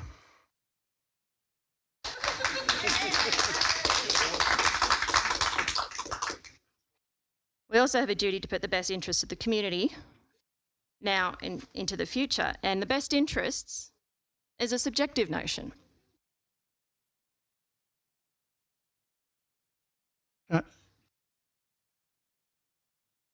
Thank you, Councillor. And subjective notions are obviously open up to interpretation. I don't think anyone here is stood as a councillor for their own self-interest. I believe all of us are here because we want to do the best thing for our community. So, look, I also find it interesting that Councillor Whitten said he's going to be guided by staff if this motion gets up, but he wasn't going to be guided by staff before. So it's like pick and choose. I don't know. That's why I was seeking clarity over to what was saying and what wasn't. But anyway, that's my 2 cents. Thank you. Councillor Evans. Thank you, Mr. Chair. I'll speak for the motion. The 2 motions put before us tonight, I think both, while different, seek to meet the same end of making this street a workable space for the community. While listening to the chamber and talking to my colleagues over the week, the one thing we did agree on, no matter the method, is that it can't stay the same. So to that end, I think it's worth, particularly with point 4 and the second part of it being co-developed with impacted businesses, I think we can still reach a solution that's suitable to all parties. But like I said, the one thing we've all agreed on is it can't stay the same. to let it sit as it is would be irresponsible. Thank you. Thank you. Councillor Floyd. Yeah, thank you, Mr Deputy Mayor. I have to apologise to start off because I'm not going to be as automated as Councillor Duffy here because I don't want to start heart medication yet. But I'll be supporting this motion tonight. And I'm one of those ones that I'll put my hand up and say I voted for this makeover originally because I was looking forward to seeing the area become vibrant and well accepted eating and shopping precinct within the CBD. I can remember saying at that time that I would not be happy if the redevelopment of the Ophir car park was not forthcoming. And we also took into account that if the project did not sit well with the community, it could be reversed. So far, we've seen no movement on the extended car park, and I'm seeing and hearing businesses and community backlash. I'm sitting here as a community elected councillor, and it's my duty to listen and act on their behalf. I talked to businesses before the redesign, and in general, most of them were happy with the proposal, and I was content with that. Since then, I've heard nothing but negativity from businesses, local residents, and visitors to town. I again talked to 13 random businesses a few weeks ago up and down the street, and all of them bar one said they had suffered financially and emotionally, and that's a point that I want to point out is being the advocate for mental health issues that I am. It's the emotional stress here in what I'm saying that really affects me the most. Yes, financially, fine, yep, but it's this emotional dealings that the business owners down there are dealing with that I'm sort of connecting with them over. One business owner down there spoke very passionately but respectfully about the street and said it looks tacky. And that one comment has stuck with me since then as I walked up the street. I indeed thank staff for their efforts and the vision around the development. I believe the design principle was fundamentally sound, but it was just in the wrong place. I believe it was given a shot, but it has missed the mark, and it's time to move in a different direction. My takeout from this is that I must learn lessons from this situation and grow from it. In closing, I look forward to seeing normality returning to Lord's Place South and the struggling businesses getting back on the front foot. Thank you, Mr Deputy Mayor. Thank you, Councillor Floyd. And any other speakers? All right, Councillor Cannon, thank you. I'm right to go? Okay, thanks. Just a question to start with, and this is, I'm just curious, what, so I probably need to speak to the director or the CEO, what parameters were we using to measure success in this trial? Considering it was a trial, so what were the measures of success? Stand by, we've got Director Rob coming up. Thank you.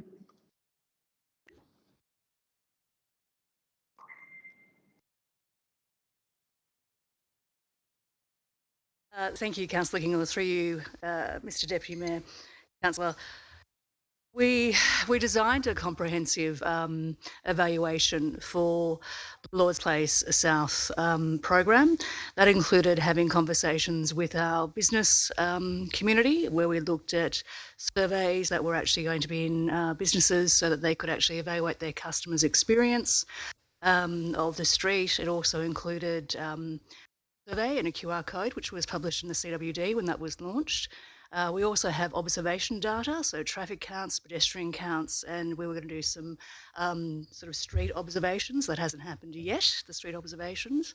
And then comparing data from when we started the project through to construction and then delivery. So we used the Shared Spaces Program evaluation methodology, which was put together by the state government for this program across the state. And we used that as our primary principles, and added to that a survey with our businesses so they could also capture their customers' feedback. So how much of that have we actually done? We've got the survey live, that's live right now. So when it was published in the CWD, I think we got 300 survey responses straight away. We've got those QR codes on the furniture out on Lord's Place South and in the dining decks. I understand that some businesses are using the survey and talking to their customers. And we've got the data that we've been collecting since the beginning of the project. So that's the observation data around traffic counts, pedestrian counts, and movements up and down the street. Okay, thank you. I am going to support this motion. A couple of points. One is that I don't know anybody who doesn't get pretty bloody excited when they can park right out the front of where they want to go. It's a very nice feeling. It doesn't happen very often, and it's pretty good when it does. Another thing I want to comment on is the changes to the traffic flow. I think we sometimes forget that if we frustrate people who are trying to drive, then that makes them less safe. So I know you talk about sticky edges and all that stuff with this, and that makes it safer for pedestrians, but in other ways it's not enhancing safety because you've got frustrated drivers. So people will either avoid the space, which is happening, or they're not necessarily driving as safely as they could. My biggest concern with this Lord's Place development is, in speaking to the business owners, is the lack of effective communication with the businesses. Now, I know there was a special place set up where people could talk, and I know they had regular meetings, but every single person that I spoke to about those meetings has said that they found the staff to be arrogant and that they felt that anything negative that they said at the meetings were not minuted. And I think that's appalling, if that's true. It was not just a couple of people. Many, many people said that. So I think that needs to be investigated. I think that's pretty bad. And some of those business owners were utterly traumatised. Like some of them have virtually got PTSD from this. Some of them have had, they've gone belly up, and so they've, got issues with their livelihoods. And others just couldn't get away from it because the public didn't like it either. So not only were they suffering, but every single customer that did come in was whining about how they didn't like Lord's Place. So they just never had the opportunity to get away from it. So I think all of those things need to be taken into account, and we need to do what we can. And we need to make sure that with this collaborative dialogue that's mentioned in point 3, that we actually do it better than we did when we were initially setting up Lord's Place. As I said, when I wasn't sure initially, so I just went and spoke to people myself, and the feedback was very clear. So I just can't understand how we could have got it so wrong, and I think we do need to, as a council, learn from this and try not to do the same thing to somebody else. Thank you.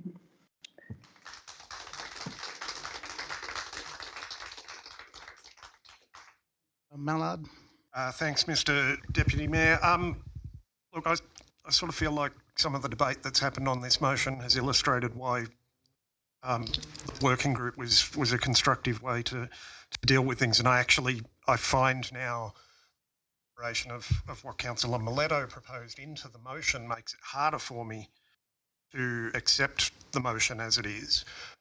As I raised in discussion at the last meeting, that dining deck outside Nimrod's actually impedes the parallel parking outside Hotel Canobolas there. 4 spots going along. If the first 3 get filled up, someone's got to try and reverse park around that dining deck to get into that spot, so it ends up out of action, and that's one of the things I could clearly see need. But we've decided to attempt to deal with it and nut out the details across the chamber here rather than try to put in place a construction. And so I think that's made it a mess in some ways. I can't support the motion. It's not realistic anyway. It's talking about reinstatement to the original discuss. We're not going to achieve that. It's talking about details that we won't achieve. It's not clear on some of the aspects of what is to be reinstated and what isn't. I think it's ridiculous to interpret what I said as trying to tell people they're not allowed to park somewhere. I was talking about the fact that the growth of the city will inevitably practically becomes unworkable if you don't make changes along, don't encourage public transport, don't encourage people to use parking and walk. And on the subject of the OFA car park, yes, I think we should have got on with exploring options. Well, frankly, it should have been in the previous term as the Future City project kicked off, but we needed to move on that. But I would also note, as someone who has, as I said, has made use of it, it's not getting filled up. 2-hour parking is available there. It's free. I've talked to people who didn't realise that the 2-hour parking better educate and ameliorate the problems that have come out of it. That's why I remain convinced that the vision of the approach of how we need to transform the CBD is valid. Implementation has not worked the way we wanted it to work, to be fixed up. I note that when we first adopted this plan for Lords Place South on an amendment from Councillor Evans, there was going to be reviews by staff every 6 months. I think we should to that and bring a review process forward so that we can make some solid decisions. And so in light of that, I'm going to shadow a motion. If the motion in front of us lost or withdrawn, then I intend to move that the staff expedite next 6-month review of the Lords Place South project and bring a report as soon as possible to a meeting of council with recommendations of changes that could be made to improve the project. Thanks. Thank you. Councillor, are there any other speakers? Really closer. Thank you, Mr Deputy Mayor. Thank you, councillors, for your robust debate tonight. I think it's quite evident that people power has spoken, and hopefully you're listening this time. And I suppose if you want to look at something that's unworkable, we've achieved that. We've done changes to Lord's Place. It's definitely unworkable. And the reason that the free OFA car park is not being used, it's because it's like 2 blocks from the CBD. People have to walk. So they don't like to walk, even if it is free. Parking in Summer Street is free. Why would I park in OFA when I can park in Summer Street, or used to be able to park in Lord's Place, but I can't park there anymore. And to answer another councillor who mentioned that, why am I listening to the CEO now? Well, the reason I didn't listen to the CEO before, because I knew the process for Lord's Place and the project was flawed. But I have to listen to the CEO because he's a good CEO. He does his job well. And I have a job, and my job is to, as an elected member of the ratepayers in the community of Orange. I do not work for Orange City Council. We are the voice of the community. We represent them. And come September next year, you're going to be talking to them then, when you want them to vote for you if you want to be a councillor again. So I think they call it of the people for the people. I think there was an old bloke in America during the Civil War said something like that. So councillors, thank you. I hope that you support the motion that's in front of us, that we see a bit of normalisation back into our city, and that we listen to the community and we vote in favour of reinstating Lord's Place back as per the printed motion. Thank you, councillors. Thank you, Mr Chairman. With the... So, sorry, the motion will be with those that will sit on point 4. There's a couple of points, yeah. Points. Councillor Miledo's point 4. Cool. Okay. Councillors, thank you very much. We'll put the motion to a vote. All in favour? Please keep your hands up. 4, 5, 6, 7, 8, 9. And against? 1, 2. Sorry. Yeah, 9, 2. No, cool. 9, 2 for the motion. Councillors, ladies and gentlemen, the motion has been passed. Yes.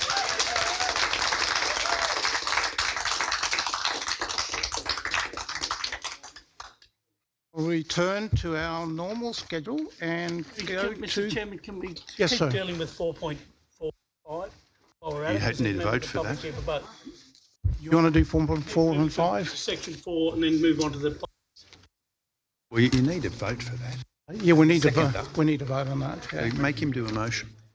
Okay, so you're Do a motion. Councillor Mallard. 0.5 is Councillor Peterson. Need a motion and a we need seconder to we do need a motion and a seconder first. Luke. Seconder. Okay. Lloyd. Cool. Vote on it? But yes, so we'll vote on 4.4, 4.5. Is that right? This is a vote to continue Continue. with all of the fours. This is a motion. All of the fours. So it'll be, the next one will be City Powers Partnership, and then it would be controversial matters. So all in favour that we move through all fours? Hands up. Yep. Against? One against, all fours Yep, carried, moving forward. So we'll move on to 4.5, please. 4.4, sorry.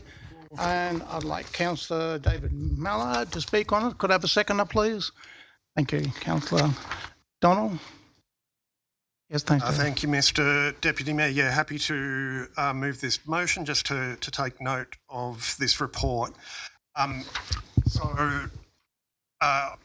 It was a absolutely fantastic conference to attend the Cities Power Partnership Summit, and to bring back really concrete takeaways, both in terms of important themes in terms of what we need to do, but also several things that we can get cracking on pretty quickly, and that I'll certainly be taking to the Environmental Sustainability Committee to discuss. And I've really, as I've said in the report, when you actually go to a climate conference and get in the room with what the situation is and are looking at what's going on, it's amazing how clear the information comes through. And it was a really interesting mix of recognising the great work that councils are doing across the country in tackling both their own emissions, leading the community to reduce emissions, and also in preparing their community for climate disasters, including those councils that have already had to deal with over the past few years of those climate disasters. And at the same time, celebrating that work, but also recognising how much more and how urgent the situation is becoming. And as I noted, those initial presentations from Professor David Carrolley about... Excuse me, Councillor. Could the audience just be quiet, just so we can listen to the councillor speak? Thank you very much. From Professor David Carrolley about the importance, the state of the scientific evidence tracking in line with projections, but at the worst end of the projections. We've seen a lot of what's happened in the Northern Hemisphere in recent times. I know the CEO experienced some of those heatwave conditions over there, and we're starting to see what's coming with global heating affecting us here. It was a really good opportunity to get to check out a whole bunch of things, including also the tour of Make Room, the new project that the City of Melbourne is doing for housing. So I've come back. Obviously, I'm going to be continuing to take climate change up as an issue, and I've got some concrete ideas now about things I'll be bringing to coming meetings very soon in terms of notices of motion to address that. But it's reiterated for me that if we're a governing body leading this council, leading our community, thinking about intergenerational equity, and this is a fundamental issue that I hope and I encourage all councillors to engage with. If you get a chance to run another conference next year, I'm very happy if there are other people who want to take up the opportunity and go to that, or if I encourage you. Thanks. Thank you. Any other speakers to the report? I'll put the report to a vote. All in favour, we accept the report. And carried. Thank you very much. We'll move on to 4.5. Councillor Peterson. Yeah, thank you. I have a second now. Thank you, Councillor Duffy. Thanks, Councillor Peterson. Yeah, look, it's been a long night, so rather than repeat what's on the paper, I'll take it as read with just a few highlights. I think it's very reasonable for paid elected representatives to debate and then vote on controversial issues that involve council expenditure. just like what we did in the last hour or so tonight. I appreciate there can be legitimate concerns about how debate and discussions occur, to be respectful, and these can be addressed. But simply denying us the opportunity to vote under the shield of operational matters isn't what the community expects. Discussing or dismissing community concerns without any debate is not what the Chamber is paid collectively $400,000 a year to do. We are able to debate and agree and disagree on a variety of controversial topics, including Lord's Place, and I think we can do on others. I reserve the opportunity to close the debate and speak further if it becomes apparent that maybe my comments haven't been read or understood by some of my colleagues. You, Councillor Mileto. A point of clarification, if I may, Mr. Chair. Certainly appreciate what the councillor is saying, but I'm just wondering, through you, Mr. Chair, to the CEO, if I can have a definition of what a controversial matter is. What I don't want to see is just everything coming before council. So I guess I'm after a definition is what is a controversial matter, because I guess everyone's opinions are different.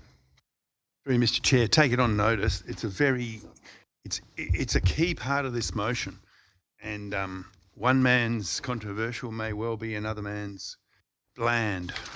I take it on notice. Could I maybe make a clarification to Councillor Mileto?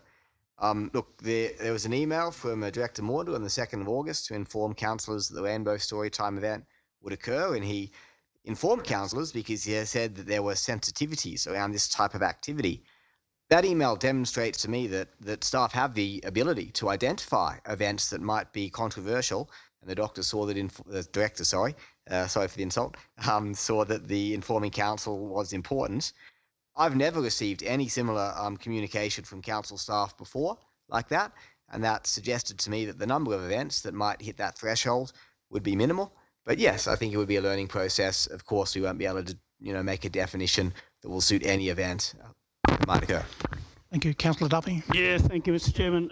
Listen, I'm going to, as I said, I'm supporting the resolution of Councillor Peterson, and I thank him for bringing it forward to our committee, to our chamber. Now, for me, it's quite simple. As I spoke to Councillor Peterson, I said, look, it's not definitive enough. And usually when you're talking, I'll give you the example in a minute, when you talk about race, politics, religion and sex, it doesn't belong in this chamber. Okay, but if it does belong in here, it doesn't belong in the staff room. It comes to the chamber and we vote on it. And the Voice is a fine example of that. It was controversial, but it was the councillors who voted on it, and it wasn't the staff who copped the flak. And we had the plea from the CEO and yourself to say, hey, look, let's support our staff. And I do believe that the issue that we're talking about, the Betty Confetti, was controversial. But it should have been made in this chamber here. And I think if we have been more definitive along those lines, and I think the CEO is listening, he understands what we mean, he should pass that down along to all the other staff, it should come in front of this chamber, whether I agree with it or whether I don't, the outcome. But I think the chamber should make the decision and not the staff, because that's what creates the problem.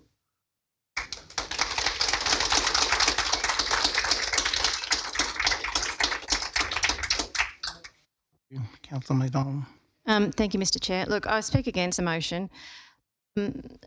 Again, we need clarification as to what is controversial. I mean, for example, say if the gallery was to, be fortunate enough to have a Norman Lindsay exhibition, we're going to say no?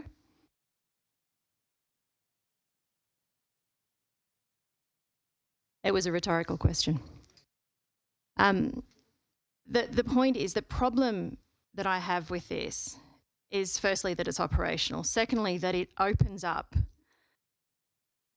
the opportunity for further discrimination,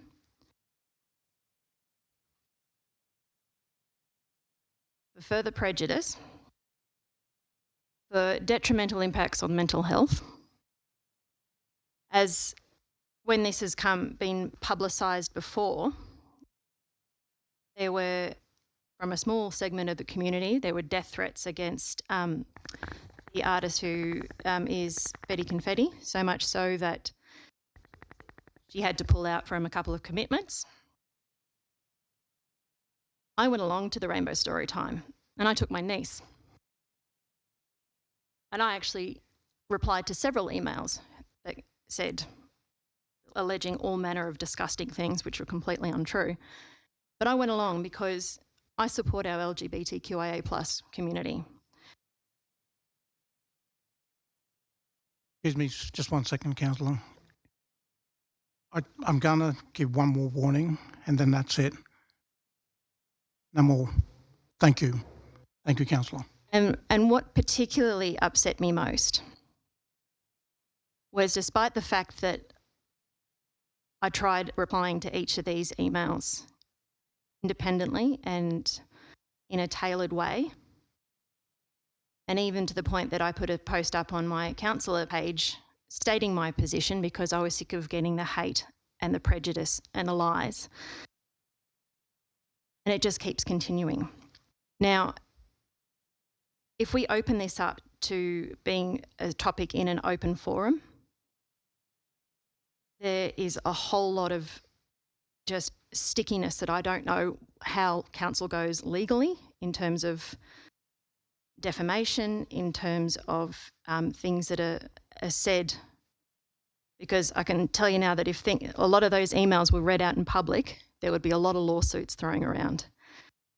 So I think on something like this, I back Director Maunder. I think he did the right thing by giving us a heads up just in case we started to get some feedback. But I thoroughly enjoyed it. My niece thoroughly enjoyed it. And all she talks about now is Betty Confetti. And every time we go past the library, she says, we go see Betty Confetti again. It was...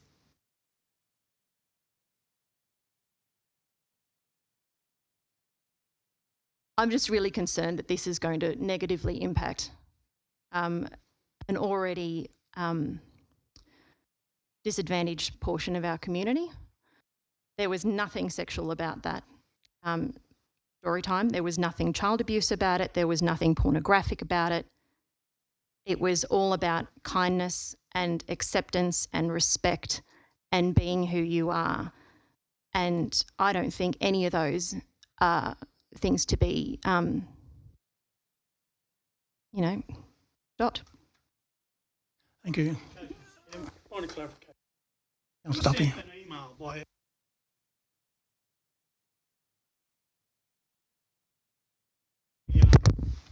In your microphone, Councillor can't hear you.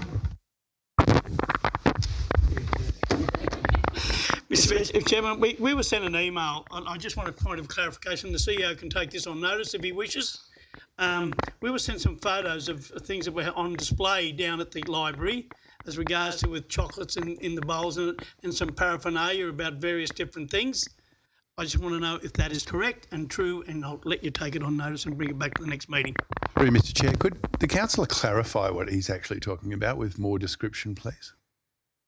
I can email. I'll let you take it on notice. I'll email you the photos that we were sent as councillors. I believe you do have access to all council emails that come to us, but I'll forward them on to you. Thank you. That'd be good, because I don't quite understand. Yep.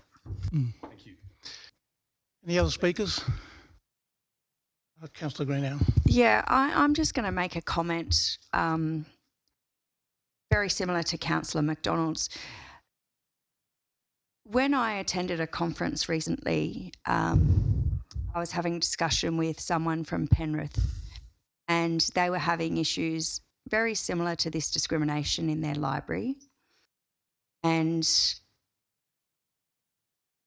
I don't believe we should ram any of this stuff down anyone's throat, and everyone has the right to have an opinion. But when our children are going to school and they're being educated about this stuff, and our community has these sort of people, our role is to cater for all people in our community. As a parent, we are not forcing you to take your child to attend the library for Rainbow Story Time. It is a choice you make, and everyone has the right to make that choice. Betty Confetti has done wonderful things in our community with mental health, and she was subject to some very horrible things, and yeah, that's my comment. I just think it's crazy that in this day and age we could have that sort of discrimination in our community. Thank you. Is there any other speakers before Councillor? Councillor Mallard and then Councillor Stevens? Thanks, Mr Deputy Mayor. Yeah, I can't support this motion, and I'm going to begin with the fact that the premise of it is rainbow story time should not be controversial, should not need to be something that's brought.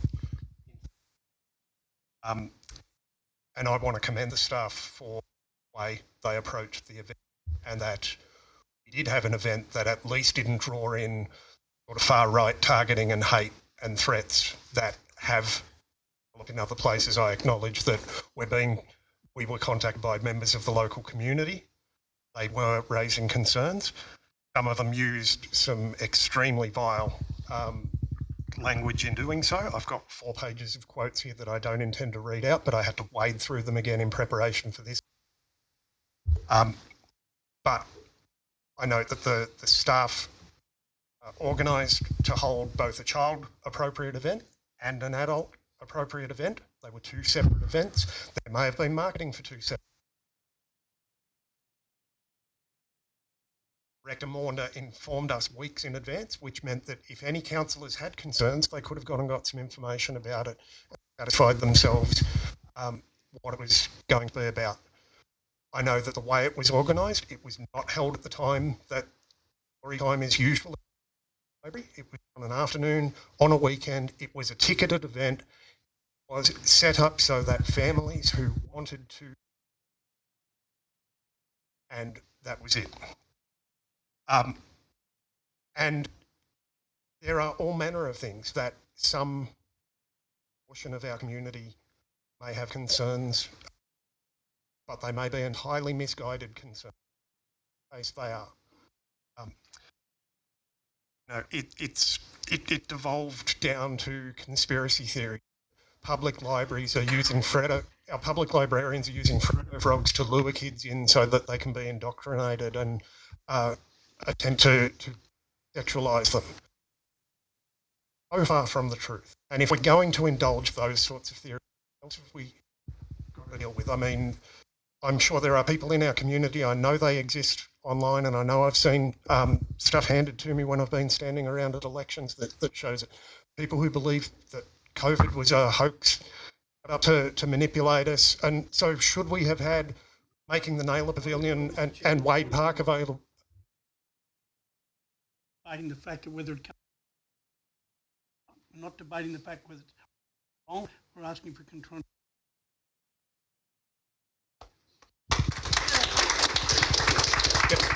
To the point of order, I'm speaking to that now. I'm saying controversial issues would we define as needing to come to the chamber? Would we need to define, should we have COVID testing clinics at the Naylor Pavilion and at Wade Park that need councillors to make a decision? You know, The clarification. I'm just wondering whether we can defer this matter until we get definition on what controversial is to give councillors a better understanding. I don't think you can define it.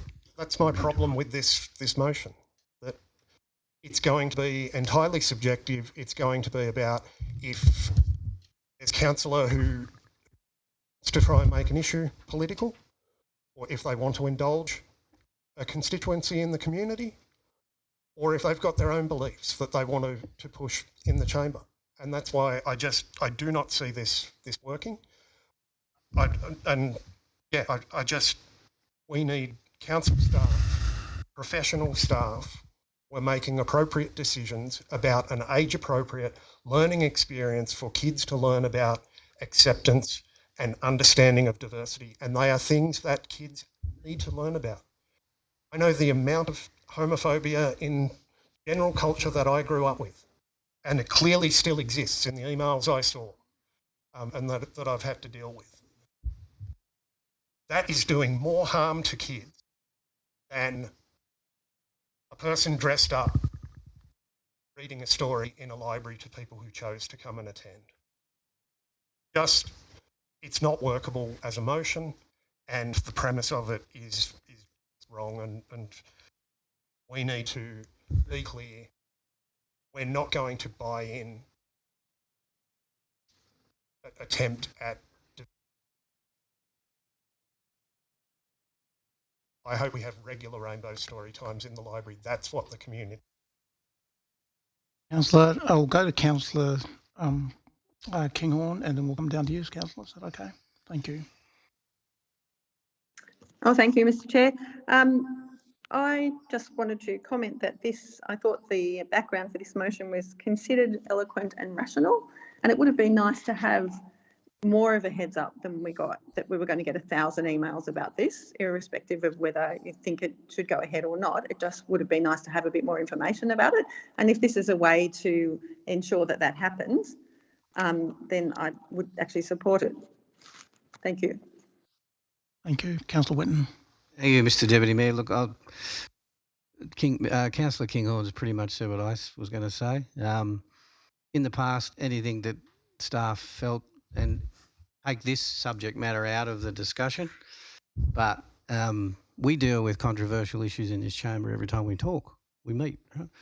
So it's just about a matter of an opinion, and I do concur with Councillor Mallard. If it gets into a debate of that level, then it shouldn't be in this chamber, right? But our role is to listen to the community, as I've said all night. The other thing is to take ownership of decisions to protect the staff as well, right? So I'm sure, as Director Maunder has stated in here, as the CEO has stated, they're pretty streetwise. They know what's going to maybe cause a bit of that may raise eyebrows about whatever it may be. Having wine festivals in the park. Some people don't like booze in Robinson Park. It comes to council. We approve those things, right? So, yeah, it's more of about an awareness for council. And if it's a matter of that it needs to be a resolution of council, then the staff will give us a resolution to deal with. But if it's more of about advising the councillors that something is occurring in town that may generate interest, I think that's what the spirit of this motion is really about. Is that, I know it says to be approved, so there's got to be a motion. So, yeah, maybe it's a subject that needs to be explored more in a briefing session. Who knows? Thank you, Councillor. Would you like to close the discussion, Councillor Stevenson? Yes, and I'll just acknowledge my my colleagues, particularly colleagues with concerns, and I think those concerns have some merit and could be addressed. Maybe we do debate on these issues in a closed session. Maybe it happens online. I'm sure we could find a way to discuss this appropriately as mature adults if we wanted to. But if we don't want to, if we just say, look, you know, if this is something that if I have concerns about, this is not something that we're willing to debate, and what's the point of us being here? We're supposed to be a $400,000 a year advisory body to reflect, you know, community interests and where we spend our money. We did spend $1,000 on the Rainbow Story Time. It would be nice if there was some sort of acknowledgement or accountability over who would vote for it and why. For example, we had the Laneway project recently, and that was debated on and voted by councillors 6-5, and that was a much better outcome than the B clock or the golden balls, where there wasn't a debate on. If people feel strongly either way about those art projects, they'll know the councillors that represent them, you know, for or against, and can bear that in mind at the election. You know, I do hear those concerns. I think we should address it. I think it'll be a moving feast, because you're right, we're not going to be able to make a definition, but we should try, I think, and not just abrogate our responsibilities for what we're actually paid to do.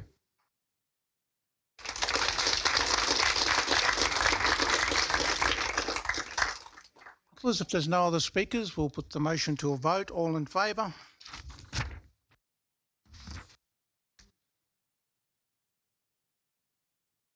Nine.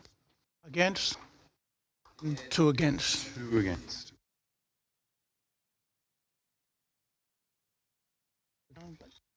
You have. We go back to and we can policy incorporate that.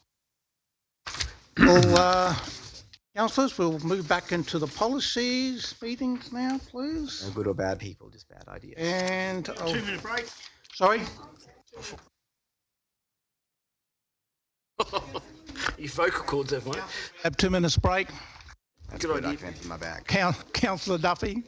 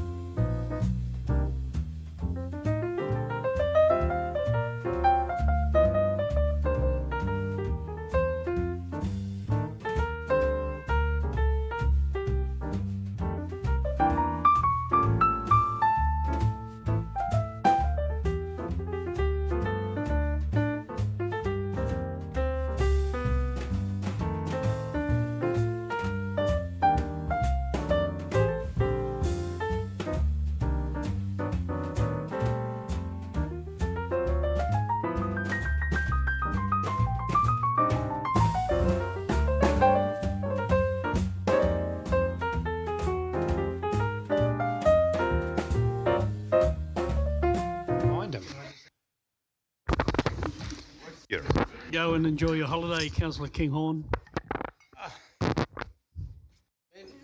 We got 30-something minutes, mate. Move it. So now we go. You got.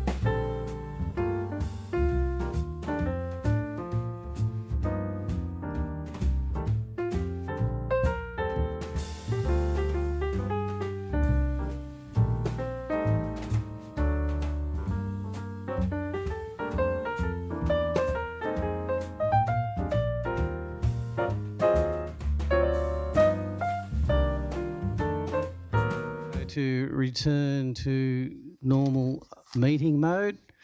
It is now 9:55 and is that 8:50? Oh yeah, 8:55, sorry.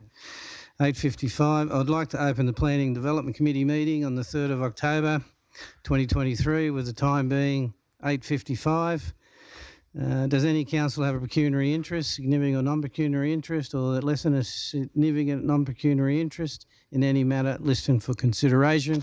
I understand Councillor Kinghorn does in item 2.2, Councillor Floyd in 2.2, and Councillor Jack Evans in which item?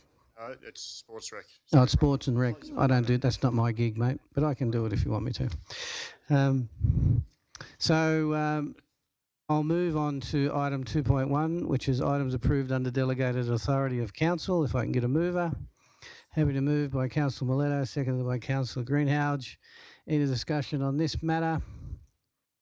No discussion. I'll put the motion. All those in favour? Against? The motion is unanimous. Item 2.2 is development application DA1. Oh, sorry. Councillor Kinghorn has to be removed from the chamber. Not forcibly. He admits no. Councillor Floyd, on the other hand, can be removed forcibly. Alrighty. Item 2.2, development application DA 1582023, 16 Dolomite Way. Can I have a move it? I'll move the motion, but with an amendment, please. I can get a seconder. I need to know what the amendment is, Councillor McDonald. Yep. I'd like to add, under the conditions of consent, that the tree protection zones are installed in accordance with Australian Standard 4373-2009. Protection of trees and developments. I believe that clause is it's a routine clause and it's just been missed in the development. Thank you, Councillor McDonald. I'm happy to second the motion. Thanks, Councillor Mallard. So we have a mover and a seconder who's added a condition. Mr. Director, do you just want to explain to the councillors? No, you don't need to. What that condition is and how it affects you? Does it affect the DA in any way is what I would like to know.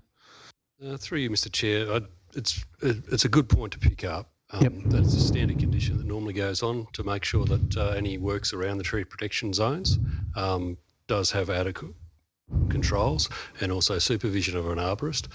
Use it on all our DAs, and I've just noticed that it's not on this one. So it's a standard condition we go on.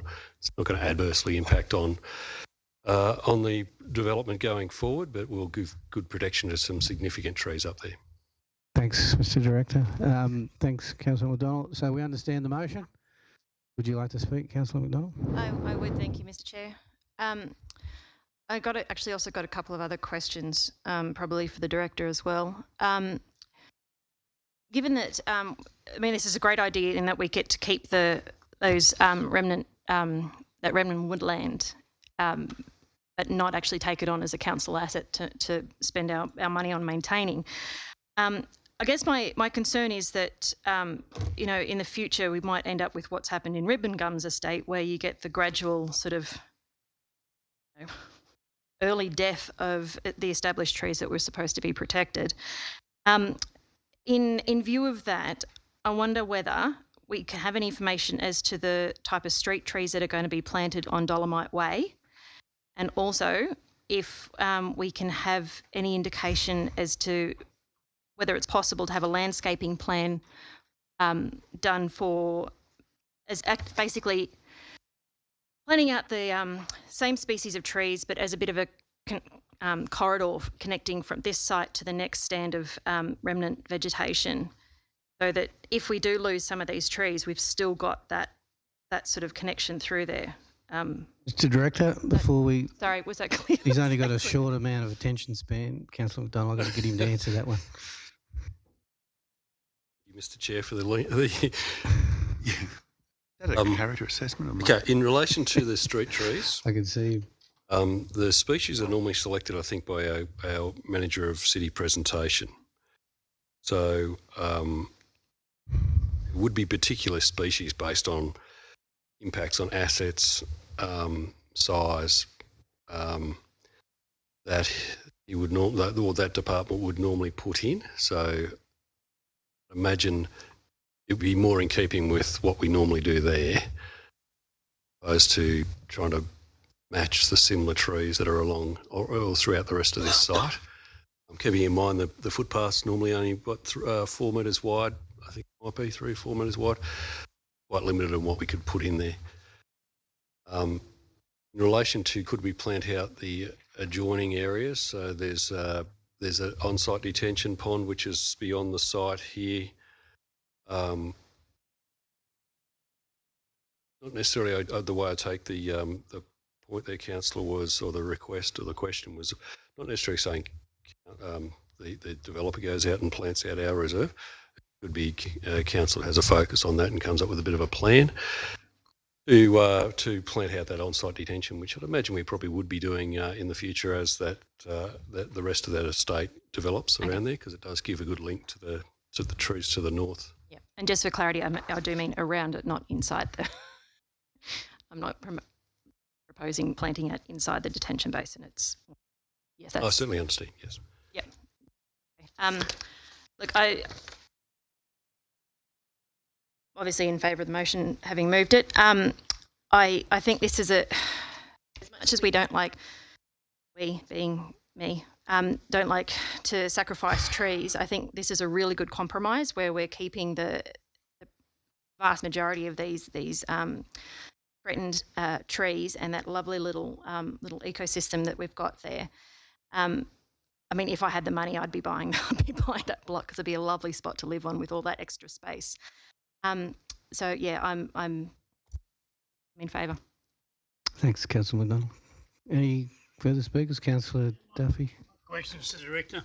The impact on the development of the trees, keeping the trees. What's the story there? We've seen plenty of developments come through to the chamber here. Trees have been an issue, and they've impacted on the actual building site or the actual resident or whatever the case.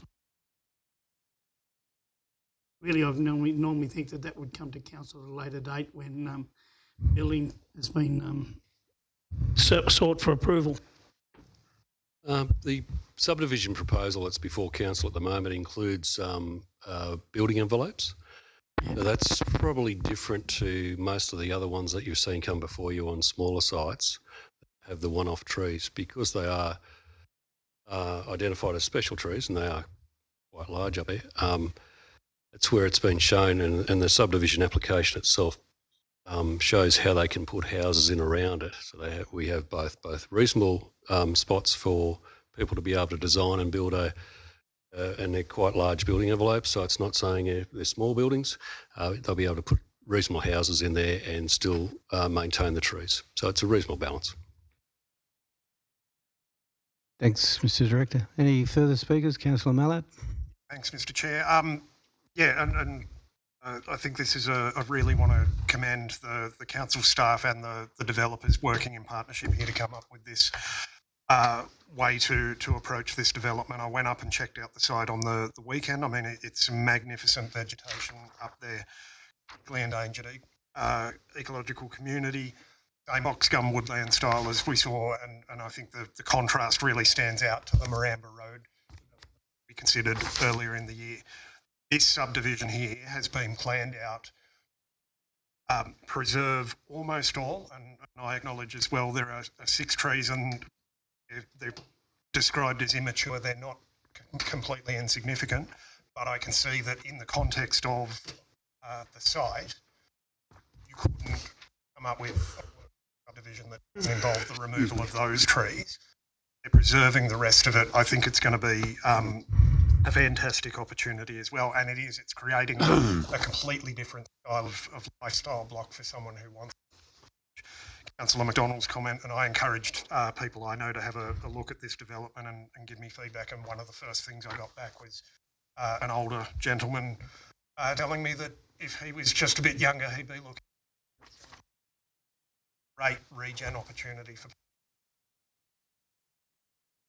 And I finish by saying, like, I think that what this is highlighting is that it's not going to our environmental challenges going forward, biodiversity corridors, the need to tackle climate change just through public land and public.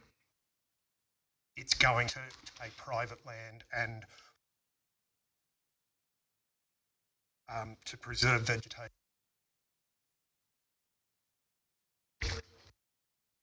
Thanks, Councillor Millard. Any further speakers? There be no further speakers. I'll put the motion. All those in favour? Against? Carried. The motion has been passed. Sorry, Mr. Chair. Just noting Councillor Kinghorn has... Still there? She only just left for this meeting. Oh, for this one. Yeah, okay. This point. I was just going to get it back now that you voted. Oh, okay. Yep. Bring it back and I'll close the meeting because there is no more items. Yep. Thank you, councillors. That concludes the Planning Committee meeting. It's now about 8 minutes past 9. I'm going to invite Councillor Miletto up to conduct the Employment and Economic Development Policy Committee. Thank you, councillors.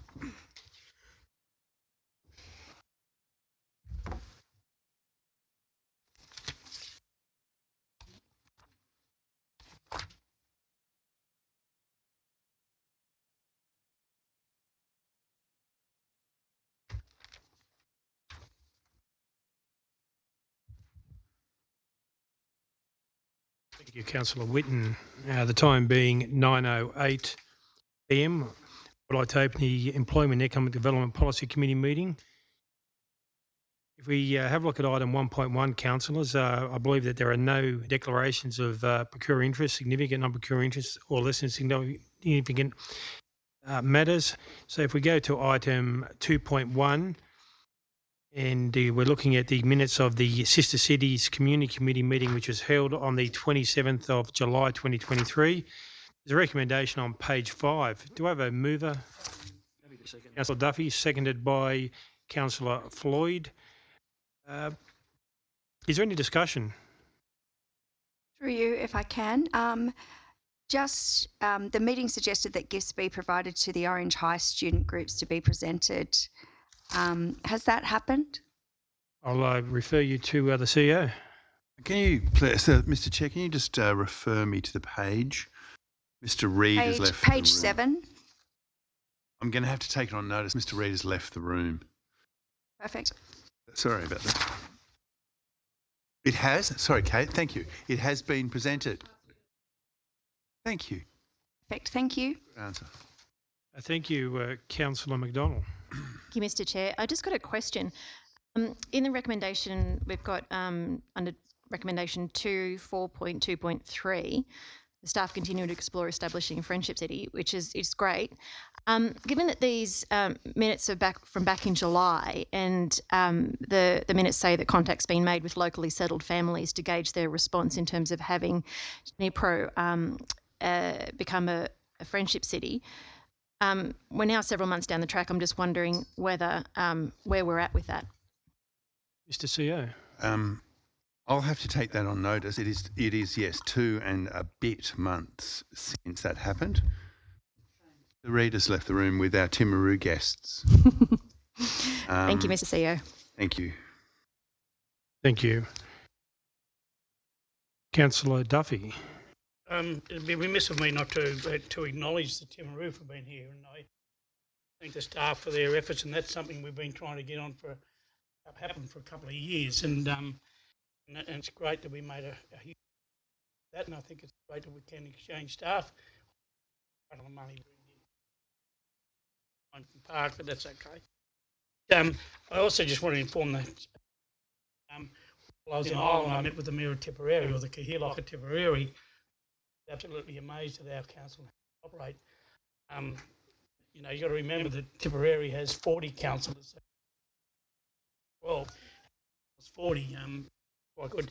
But I'll bring a report to council next.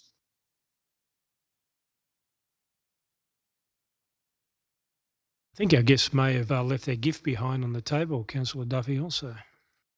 Well, that's the gift they gave us, I think. It's Tuesday. Is it? Yes. And I suppose through you, Mr. Chairman. That was probably a present for me. And I believe, and Mr. Morner may correct me here, but I believe that our architecture for our museum comes from their museum in their city. I think Mr. Morner just corrected you through you, Mr. Chair. I just remember the ex-mayor John Davis was over there, and that's where he got the idea from. Jaunts in the south of Ireland. Is there any further discussion, councillors? There being none, I'll put the motion. All in favour? Any against? Unanimous. Councillors, we can go to item 2.2, minutes of the Economic Development Community Committee held on the 13th September 2023. The recommendation on page 29. Do I have a mover? Thank you. Councillor Greenhouse, seconded by Councillor McDonald. Is there any discussion, councillors? There being no discussion, I'll put the vote. All in favour? Any against? Carried. Thank you, councillors. That concludes the Employment and Economic Development Policy Committee meeting, with the time now being 9:12 p.m. on Councillor Evans to conduct the Infrastructure Policy Committee meeting.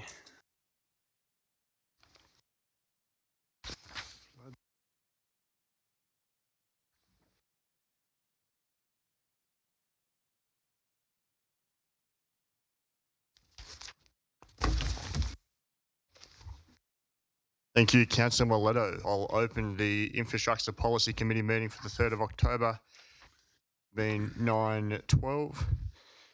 We have no declarations of interest in tonight's business.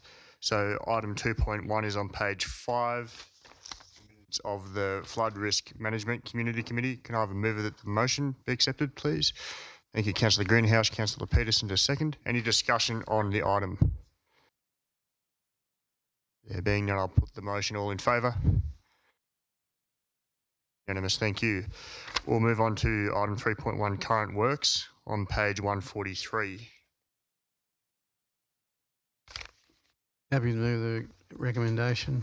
Councillor Mr. Whitten, Chairman. seconded by Councillor Floyd, thank you. Any discussion on the current works report? Councillor McDonald. Thank you, Mr. Chair. Just a question through you to the Director. I have been approached late last week by a couple of people, just sort of bailed me up at the Civic Theatre, asking about resurfacing of the council car park.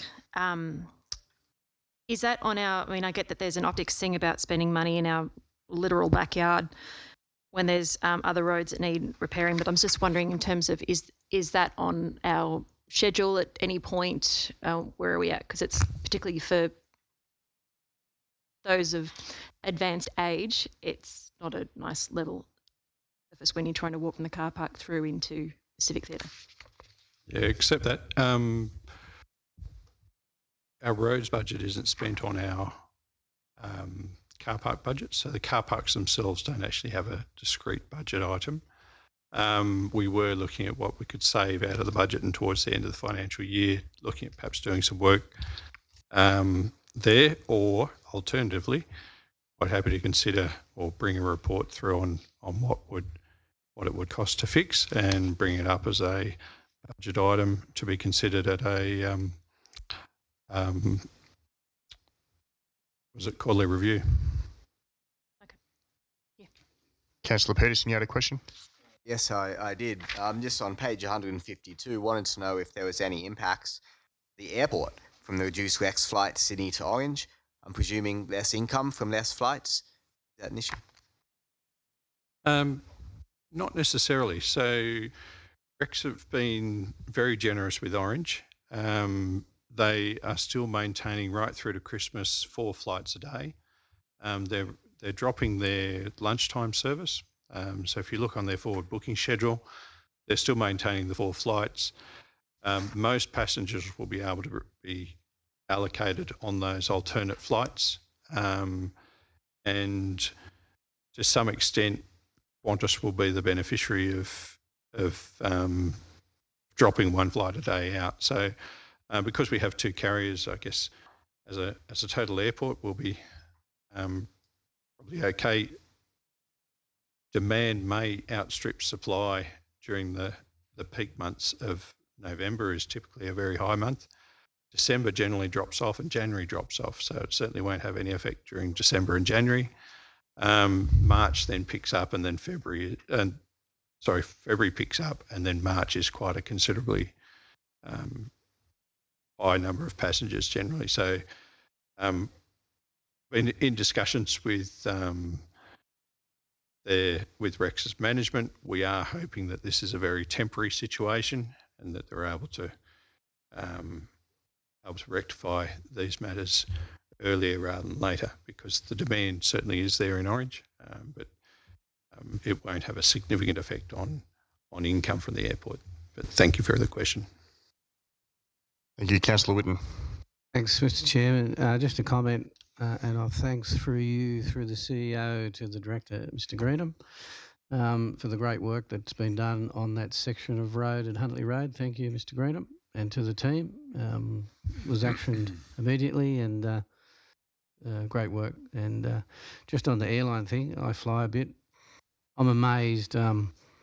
It's very difficult. Like both carriers are at capacity. Their planes are always full. And I suppose in defence of Rex, who's a great airline, hard to fly planes if you don't have pilots. And the problem is that during COVID, a lot of pilots found other types of jobs to do, and so the whole industry is suffering from not having enough pilots to fly their aircraft. So. Thank you. Excellent points. Councillor Greenhouse. Yeah, but my question was pretty well much the same in relation to Rex. How many seats that would equate to? Like less passenger opportunities to visit our airport? It's a 36-seat plane, so 72 passengers per day on a Monday to Friday. Okay. And a second question to you through the chair, if I can as well. Just on page 150, in relation to the East Orange harvesting wetlands, it was noted in there that we had until November 2023 to put the report through, but we plan to do that in October. Are we still on target to get that report to them this month? Yes, they will have most of the information. There'll be some testing within the creek for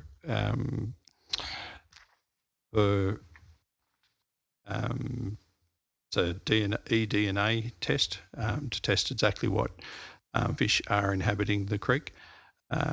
That will take about 6 weeks to return, so that will go through in November, but everything's on target and we feel that we've got a way forward now with the department. Excellent, that's great news. Thank you. Further questions on current works? Councillor Willotto. It's probably more of a matter arising, Mr. Chair. I'm just wondering, through you to the Director, do Council keep any data with regards to vehicle movements in council-owned car parks? Not too sure, but we can. We've certainly collected data during the initial Lord's Place development during construction and for activity within the OFA car park.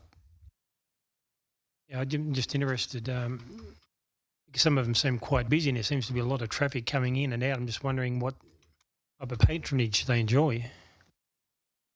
There was a report done by GHD some time back now, but it did show around about 65 to 80% occupancy of those car parks. Not interested in how much they're occupied. I'm more interested in the movements coming in and out. What that would equate to per day over a weekly period. We do have traffic counters that we can certainly install them at various council-owned car parks if that's something that you desire to get data on. Thank you. Thank you. Answer your question, Councillor Mileto? Yes, it does. Thank you. Councillor Duffy. Yes, thank you, Mr. Chairman. My question is to the Director. looking at Clergate Road, I noticed there's still a lot of people travelling in the and must be still a little bit blocked off or a bit difficult to come through. Is it on a timeline? On time to finishing the work? And with the hiccups that we've had on the stage 4 of the Southern Feeder Road, where are we up to with it? I'm concerned.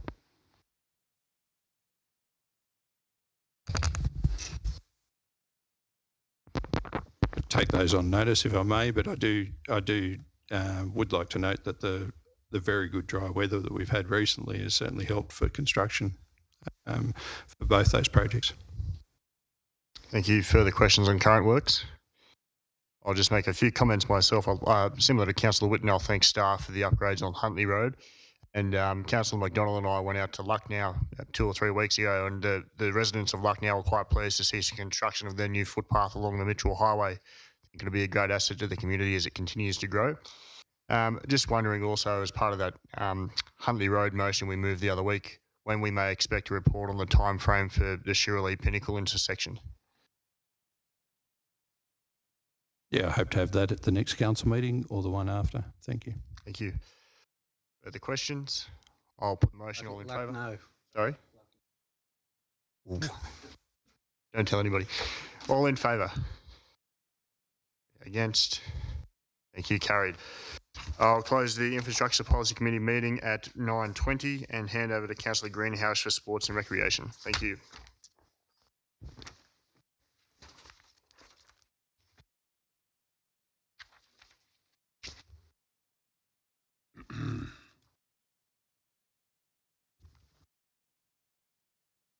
Thank you, Councillor Evans. I'd now like to open the Sport and Recreation Policy Committee meeting at 9:20 p.m. I believe we have one declaration of interest, and that's Councillor Jack Evans. Yep, that's right. Yep. So you're leaving the chamber? 2.2. 2.2, okay. All right, so we'll move on to item 2.1. There's a recommendation on page 5. Do I have a mover? Happy to move it.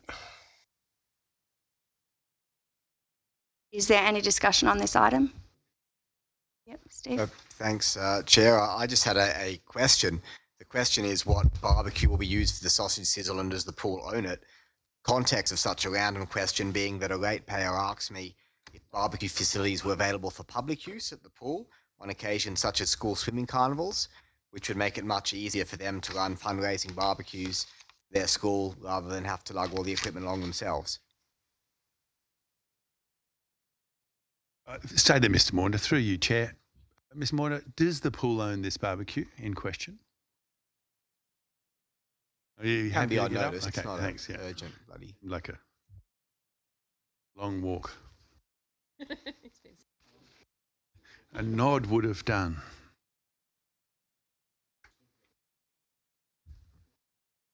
One word.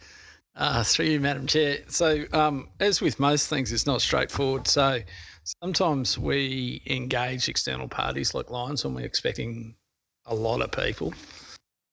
Sometimes we use our own barbecue. There's fixed barbecues in place down there that can be used at any time by any member for any reason, for any party or any event. We do have a mobile barbecue that can be used, so I can't answer it definitively, Councillor, but there's several options depending on what we do, how many people we're trying to cater for. Short answer is there's barbecues there every day of the week if someone wants to use them. Thank you, Director. I'd just like to make a comment. I think this is a wonderful service that we provide at the start of each summer period, and it gives the opportunity for those less fortunate to get along and visit our aquatic centre for nothing and just explore the facilities and the upgrades and so forth that we've done down there in the past. So I'll put the motion. All those in favour? Unanimous, thank you. So we'll now move on to item 2.2. We're just waiting for Councillor Evans to vacate the chamber. And this is in relation to Waratah Sports Club 2022-23. Move the recommendation, Madam Happy Chair. to second it. Is there any discussion on this item? Yeah, It's a great job. Advising with the Waratah Sports. Oh, sorry, no, Waratah Sports Club. No, sorry, I'm thinking of no, different one. I'm thinking of the golf club. So no, different one. Yep. Okay, thank My you. apologies. Councillor Whitten, did you have? Just that it's a great great work by council staff and the Waratahs people. Councillor Duffy? Yeah, thank you, Chair. It's great to receive acknowledgement from the actual Waratah Sports Club for the effort that council put in out there, and it's an integral part of our sporting structure when you look at it, and it works quite well with the environment that's out there as regards to the I think the wetlands, is it? It's called the wetlands out there. Yep, I think Waratah wetlands. Yep. I think we've won an award for the Waratah wetlands. I think in tidy towns. If we haven't, we'll probably will one because it's pretty good. And but I just want to thank the Waratah Sports Club for acknowledging council's effort. Yeah, and I tend to agree with you. Whenever we don't have grounds and stuff available for lots of sporting things in town, they're always the first ones to accommodate us. So it is a very good relationship, and it definitely does benefit our community. So I'll put the motion if there's no further discussion. All those in favour? Unanimous, thank you. We'll now call Councillor Evans back in. Before you adjourn, Madam Chair, I've got a matter arising. Yep, certainly. In the Sport and Rec Committee. Last year we established a bicycle community committee. Did he actually get up and running? I'm its chair.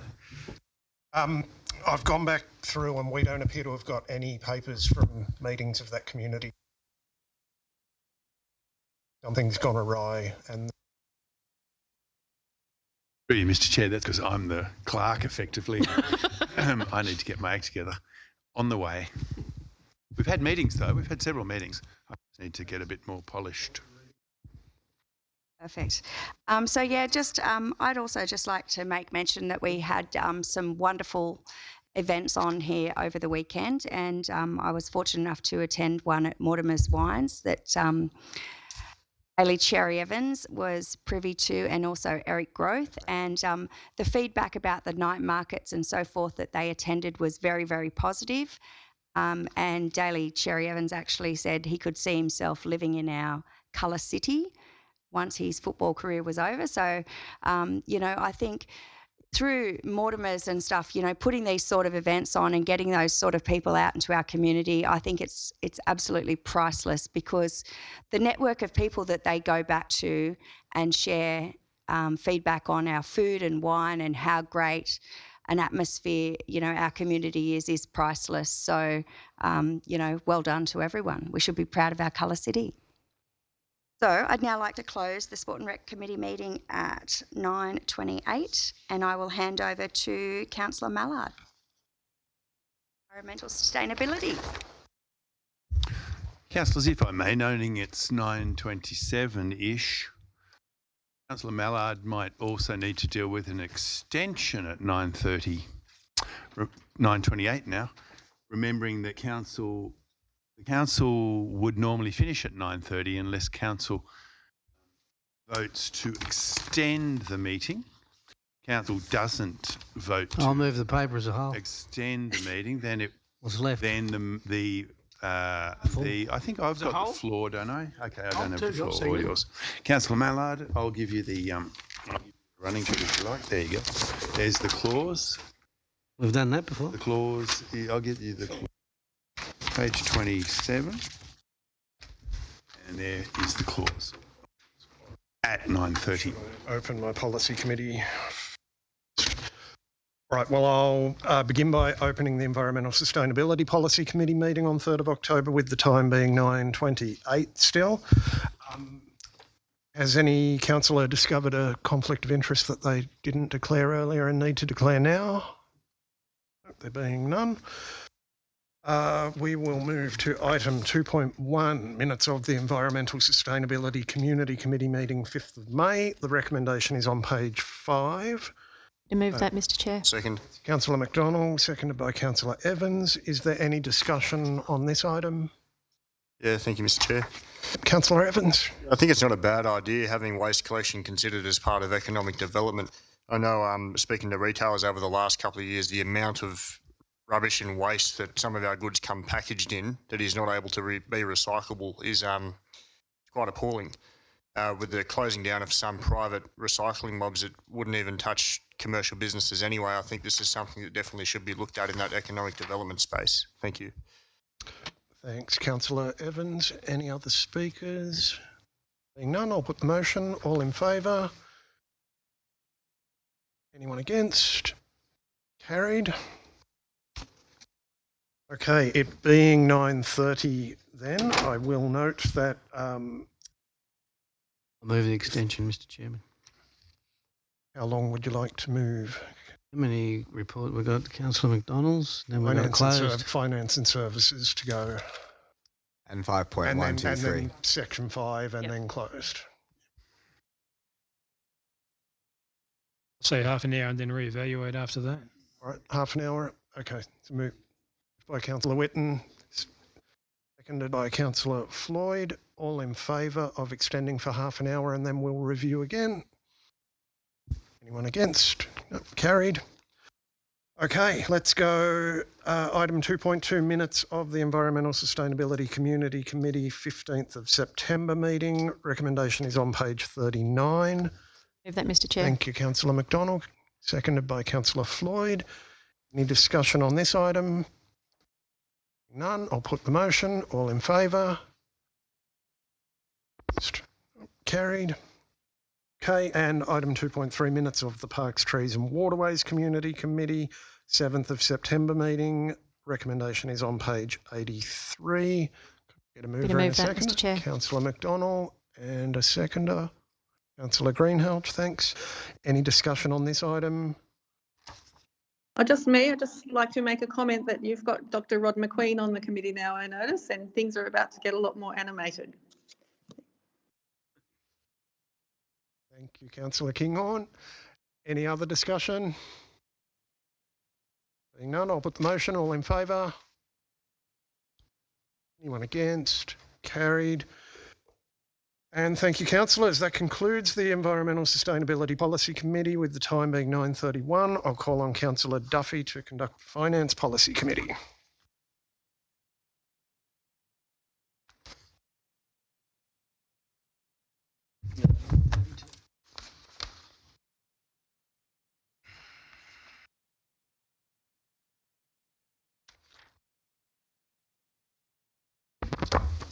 Thank you, councillors. I call the Finance Policy Committee open at 9:32 and call for a declaration of pecuniary interest and non-pecuniary interest.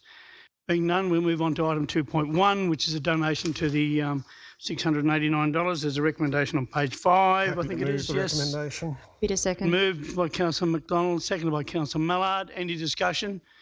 No discussion. All those in favour, raise your right hand. And I declare that as unanimous. Any further matters for finance? I don't believe there's any, so I'll close the Finance Committee at 9:33, is it? Or 9:32? 3. Oh, gee. Okay, and call on Councillor McDonald to the Policy Committee.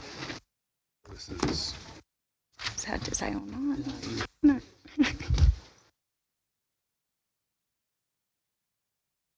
Thank you, Councillor Duffy. I'll open the Services Policy Committee meeting the 3rd of October at 9:34. Any declarations of interest? Nope. Exit. Item 2.1, minutes of the Orange Health Liaison Committee meeting of the 1st of August. Recommendation is page 5, and I'm after a mover and a seconder, please. Thank you, Councillor Peterson and Councillor Floyd. Any discussion? Nope. In that case, I'll put the motion. All those in favour? Councillor Duffy, are you voting for or against? So put my hand up. Okay, 2 seconds. Thank you. Item 2.2. Minutes of the Orange Showground Community Committee meeting of the 30th of August. Recommendation is page 33. I'll move it. Thank you, Councillor Evans. Seconder. Second. Thank you, Councillor Greenhalgh. Do we have any discussion on this item? Thank you, Councillor Madam Evans. Chair. I think it was a positive first meeting for the Showground Committee after having not met for like nearly a year and a half. Key item is that we've reallocated funds from the Showground Pavilion to just general works at the Pavilion. sentiment amongst the committee being that we'll be able to tackle a lot of jobs that will increase the general amenity of the area, keeping in mind the bigger picture of improving the showground pavilion as we increase the showground's usage. But otherwise, a very good meeting. Thank you. Thank you, Councillor Evans. Councillor Mallard? Thanks, Chair. Just wanted to note on page 41 in our papers, which is page 5 of that meeting agenda, the charter that's being put up says that this committee reports to the Sport and Recreation Policy Committee other than the Services Policy Committee. So I think we're okay to adopt it here, but just noting that, and when the next meeting papers come up, I would expect they'll go to Sport and Rec instead. I pass that on to you, Mr. CEO. Surely, thank you. Excellent. Any other discussion? Councillor Greenhalgh? Yeah, I tend to agree with Councillor Evans. It was a very good first meeting and we were just able to prioritise lots of little things that would make a big difference. So I think, again, it's just that whole communication thing and being available for the community to understand their needs, the use of the showground, you know, other things that they can start to use the showground for through fixing those little things. So, yeah, I think well done to everyone. It was a great meeting. Thank you, Councillor Greenhalgh. Any other discussion? In that case, I'll put the motion. All those in favour, raise an arm. Thank you. Alrighty, unanimous. Item 2.3, minutes of the NAIDOC Week Community Committee meeting of the 7th of September. Page 49 has the recommendation. I'll have to remove in a second. Thank you, Councillor Mallard and Councillor Peterson. Any discussion? Councillor Mallard? Just noting that we're only, I think, from the start of NAIDOC Week. It's been a great committee to work with over the last couple of years. I love how much the members of it, the community organisations, put into it. It's shaping up to be another fantastic event, and I think the program has just started being distributed. That are on. Excellent. Thank you, Councillor Mallard. Any other discussion? In that case, I'll put the motion. All those in favour, raise an arm. Thank you. Unanimous. Item 2.4, minutes of the Spring Hill Community Committee meeting of the 7th of September. Happy to move it. Thank you, Councillor Mileto. Do I have a seconder? Thank you, Councillor Peterson. Any discussion? In that case, I'll put the motion. All those in favour? Excellent. Unanimous. Item not 2.4, I'm going to assume 2.5. I love typos. Minutes of the Lucknow Community Committee meeting the 14th of September. Page 101 has the recommendation. Can I have a mover? And thank you, Councillor Evans, and a seconder. Thank you, Councillor Greenhalgh. Any discussion? In that case, I'll put the motion. All those in favour? Thank you. Unanimous. Item 2.6, minutes of the Clifton Grove Community Committee meeting of the 21st of September. Page 115 has the recommendation. Move. Thank you, Councillor Floyd, and a seconder. Thank you, Councillor Peterson. Any discussion? Okay, I'll put the motion. All those in favour? Fantastic. Thank you. Unanimous. Thank you, councillors. That concludes the Services Policy Committee meeting. The time being 9:39.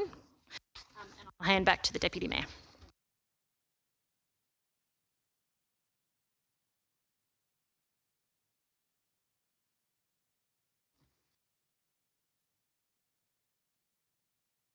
Thank you, councillors.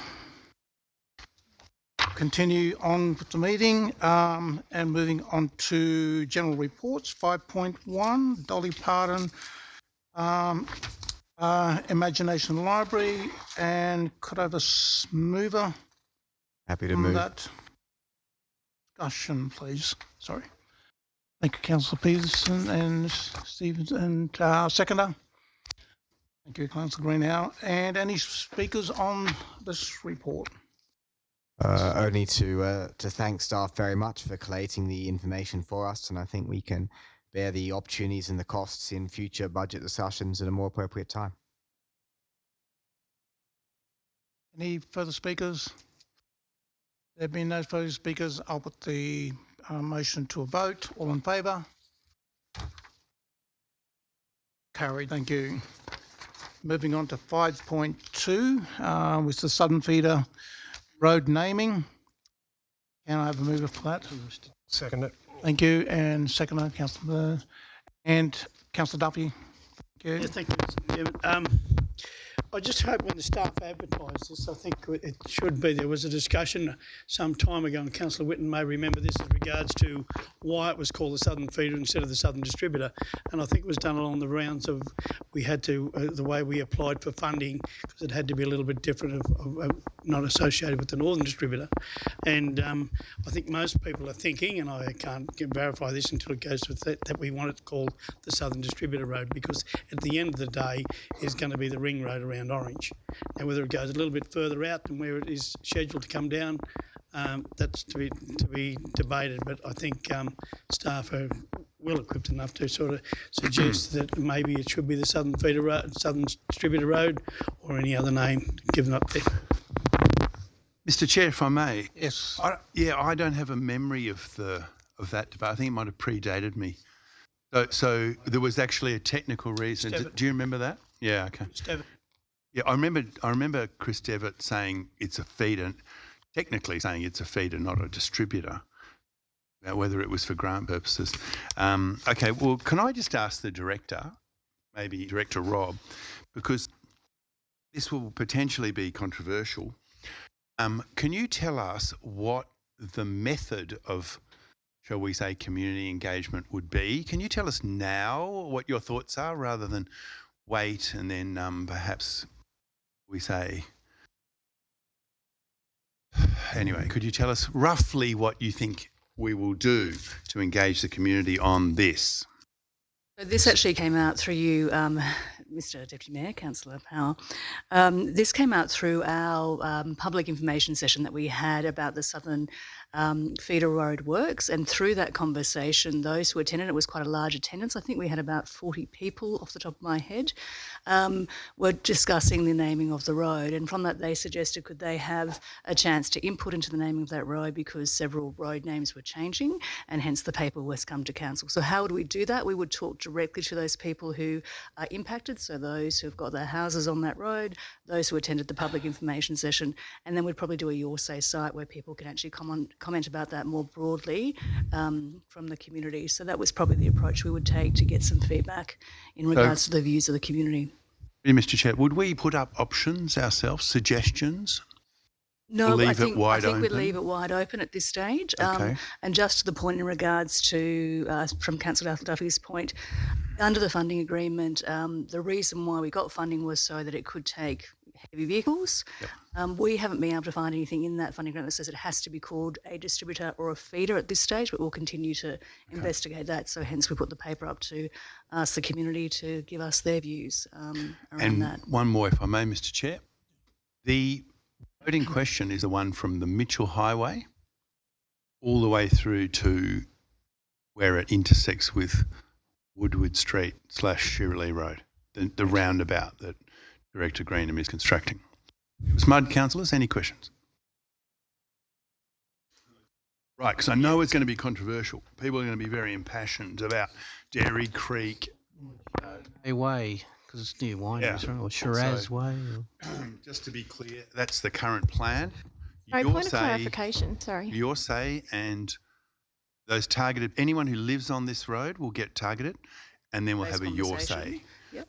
Then we'll bring it back to council, maybe an interim report, and then moving forward. Thank you. Sorry, I'll shut up. Sorry, I'm just, Mr. CEO, you just said that it only goes to Shirley Road. Yep. My understanding of the report in here is that it goes all the way through to Escort Way. No, we have no such road planned, Mr. Chair. Only have road funded to go to Shirley / Woodward Road. We don't even have funding to go to Pinnacle Road.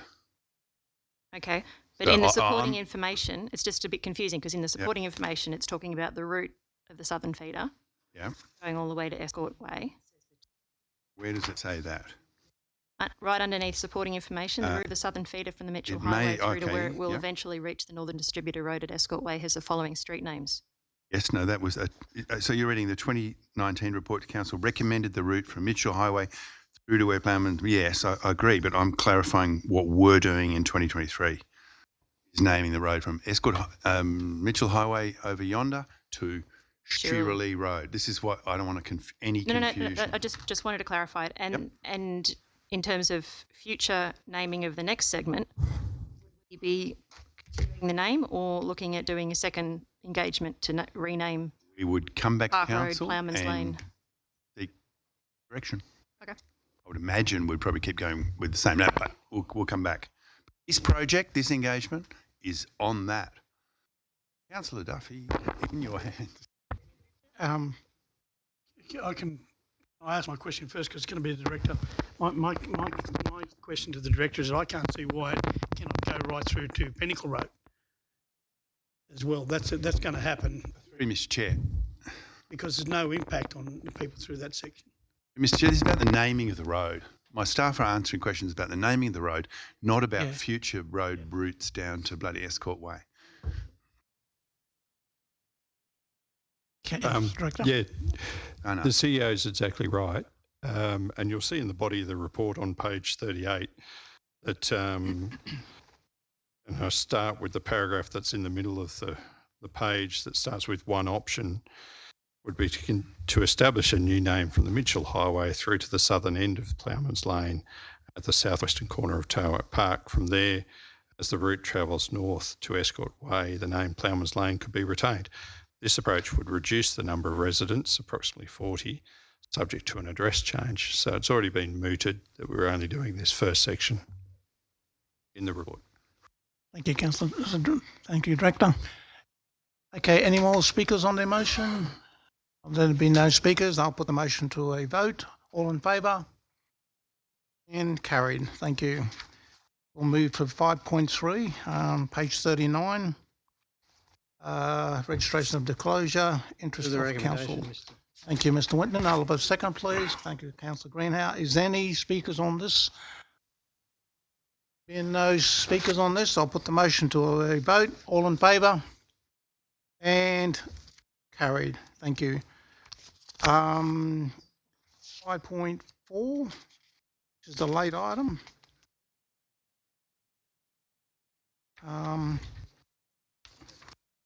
This is the item on the Mayor's leave that you should have received. Could have a move late up. item. Have you? Move the has motion. everybody got that? You should have it. I don't have it, Mr. Mayor, but that, Yeah, but I we do. just need I have to a make copy sure. next to the council. Right, Yeah, I'm good. I'd move the motion with an amendment, please. Thank you. Could I have a seconder? I'll read the amendment first. Basically, just in there providing for that the mayoral allowance be paid to the deputy mayor until the mayor has returned to his duties. Because I notice under their financial implications, that's a possibility, and I certainly think that the extensive work that Councillor Power has done in his acting mayor role for many months now, it's only really fair that he receive the mayoral allowance, given that he's acting as the mayor. So that's my motion. If I can have a seconder, if anyone's... Seconded for discussion. Just a question through you, Mr. Deputy Mayor. Sorry? Just a question to you, to the CEO. Yep. Yeah, we got an email. I don't have the report. It's on the hub, is it? I had a look. But anyway, I think suppose is any exchange of allowances has to be negotiated, Mr. CEO, with the mayor. And the mayor, is it in the report? Is it? I'll just direct you to a paragraph in there that Councillor McDonald's referring to. Probably the easiest is Carry to. on, Mr. That's the key paragraph from the Act, I think. So we've got a mover with a motion, and we've got a seconder. Who's the seconder? Sorry, so Jack. For discussion. Jack Evans. Okay, and the speakers. I'll speak to it. Thank you. Look, I just I understand that the mayor's dealing with some personal issues at the moment, and I don't in any regard want to be seen to be punishing him, because that's the last thing I want to do. However, given that there are significant responsibilities that the mayoral role entails and which have been met by the deputy mayor or acting mayor, I think it's really only fair that until the mayor returns to his mayoral role, that his mayoral allowance go to the deputy mayor, as it allows for in section 249(5) of the Local Government Act. So that's essentially what I just think you should be paid for doing what you're doing. Councillor Mileto. I'm going to speak against the amendment at this point in time. I want to believe that as councillors, and we should be following the Act, the Act grants a leave of absence to a civic officer, a person who holds a civic office position. And until such time as the Act doesn't preclude that councillor from being able to access those entitlements, I think that we should leave it the way it is. I understand, and I certainly thank the councillor, deputy mayor, for his contribution. But as it stands, I'm not sure whether the Act allows us to remunerate both the deputy mayor and the mayor on the same level of payment.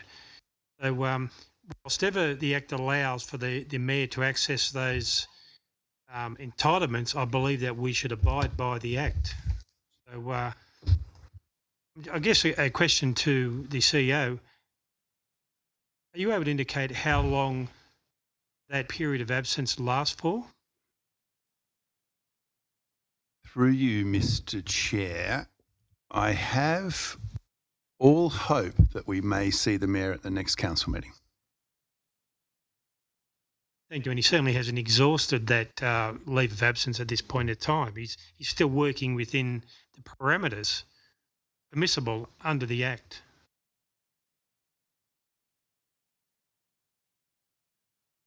Through you, Mr. Chair, I have an indication he may be at the next meeting. Council, it is within Council's powers to let things remain as they are. Thank you.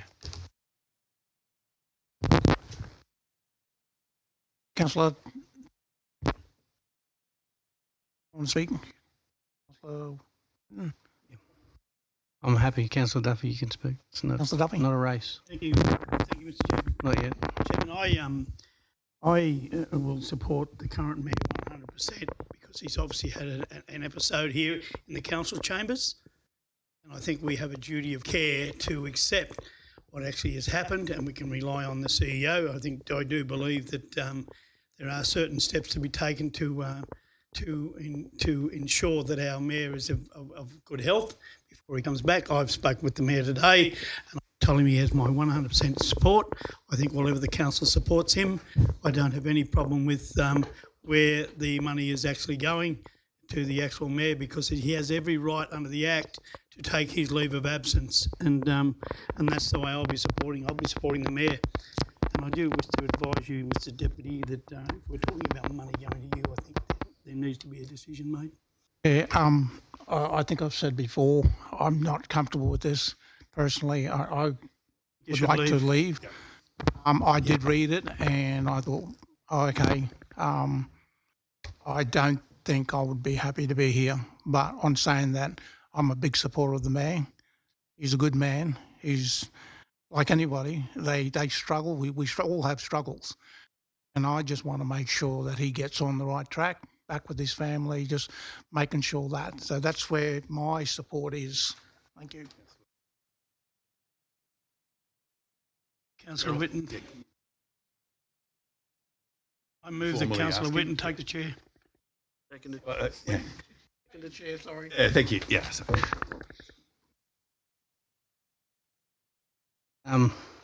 Sorry, councillor. So bear with me while I catch up. So, Councillor McDonald, my apologies.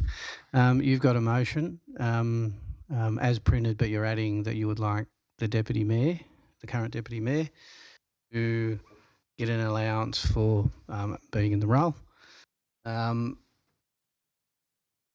Can I have speakers? I know we've had 2 speakers against. We've had 1 for. Any further speakers? No further speakers? Oh, sorry. Can I make a clarification? Mr. Chair, I'm assuming that the motion says that the money will go to the Deputy Mayor. Correct. Okay, thank you. For the period, perhaps the next few weeks or whatever the period is. And until he returns to okay. the role of mayor, yes. Thank you. Does that mean if we vote against that, that will not approve the leave of absence? I'll explain something for you, right? So what happens is that any councillor, because the mayor is a councillor, can have leave conditional on the chamber's approval. Every time we put in an apology, like all of us sometimes, that is conditional on being accepted by the chamber.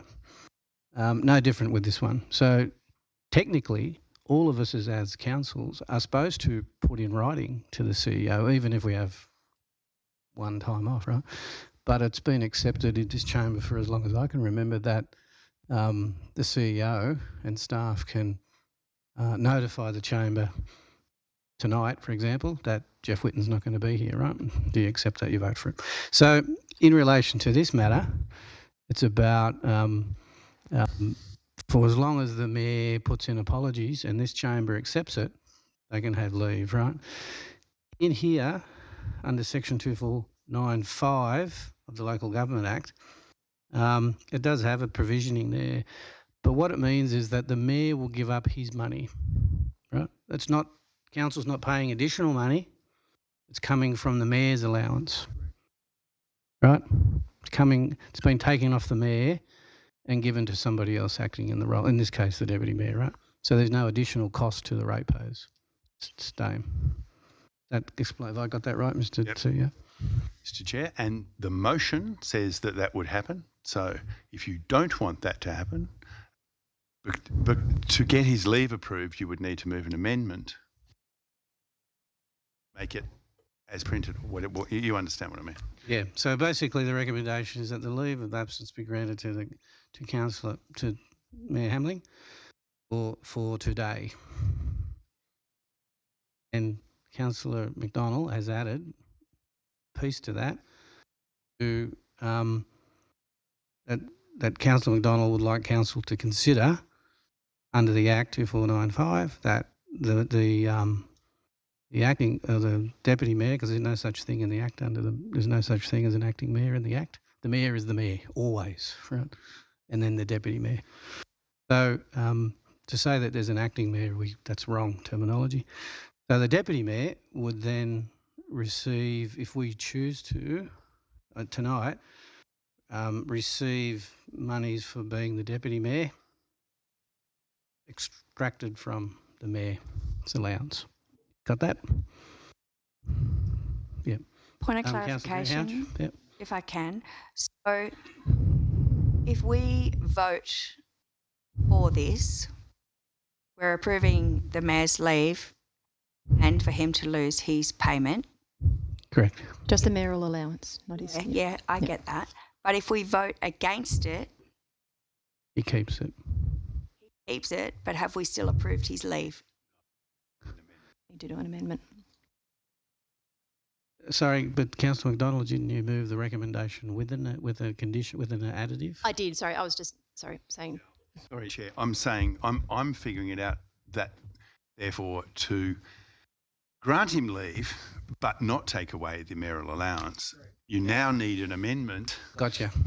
And I will move an amendment, leave of absence tonight, and he retain his entitlements. All right. Well, I'll second that, Fred. Yeah. I'll second that. Yeah. All right. Apologies, councillors, for the misunderstanding. Okay. Bear with me, please.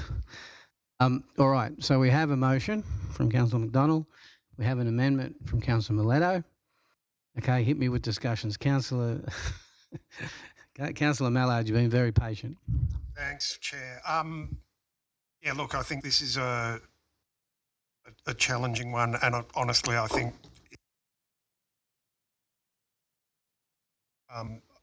I think we should have the capacity for mayor during a leave of absence to continue getting paid while recognising that the deputy mayor stepping into that role is taking on more money for that period of time. But I think that would actually be my reading of it is I don't have that interpretation yet. And I could probably answer that in a minute why that is, right? Yeah. Yeah, so I think that's clearly what we're up against here. Yeah. We're actually over time, but I will turn a blind eye. Just gone 10 o'clock Yeah, I'll turn a blind eye. I'm sure we're in the midst of a motion.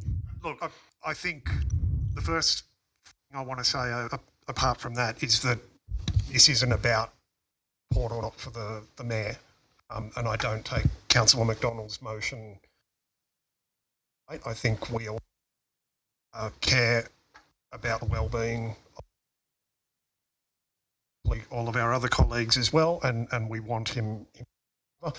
Take it as being in recognition that Deputy Mayor is taking on a lot of activity, and I would suggest almost certainly that is impacting on earning capacity in his to take on all of those things. So that's where I appreciate where the motion is coming on. I'm open to any further debate on it. I haven't entirely made up my mind because, as I said, I think it's an uncomfortable choice that I wish we didn't have about this, because I think the right resolution would be that both are remunerated for the period. The one other question I wanted to ask, the leave of absence just for today. So are we talking about 1 day of payment? Well, my reading of the yes. The report seeks a leave of absence for tonight's meeting. Because we only have to come to council for gazetted meetings. We don't have to come to council for any other purpose. And I think that's why the Act doesn't have provision for it, because we're not full-time councillors, right? But, yeah. Sorry, Chair, I did ask Councillor McDonald during our talk before how you define the period under financial, and we talked about from now. You talked about from now until his reappearance. Yep. That's how the period was defined in the Excuse me, councillors, can I have a mover for an extension to say 10:30? Councillor McDonald's a mover. Another half hour. Councillor Jack Evans. Sorry? Another, you said 10:30. Yeah, it's nearly, we're a bit 5 past, so I'll get sacked from staff if I don't follow protocol. But I'll move that. All in favour of the extension? Carried, thank you. Point of clarification, Mr. Chairman.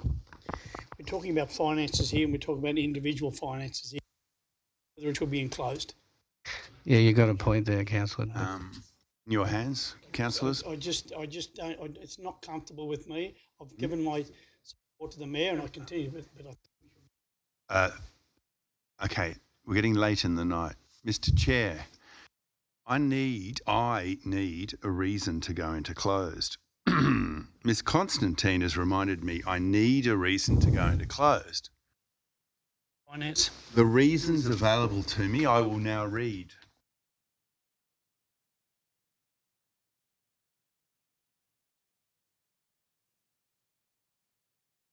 Health and wellbeing. Been used before.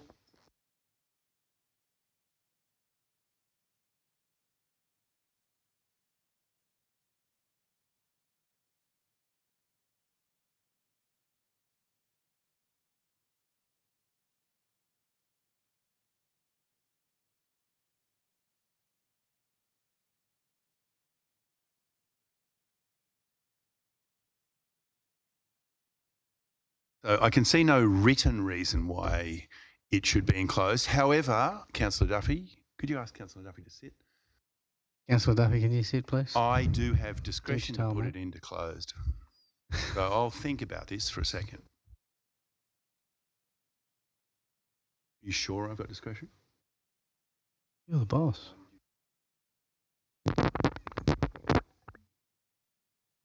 You'd have a switch up here for your microphone. Do I have discretion or not? Okay, I don't have discretion.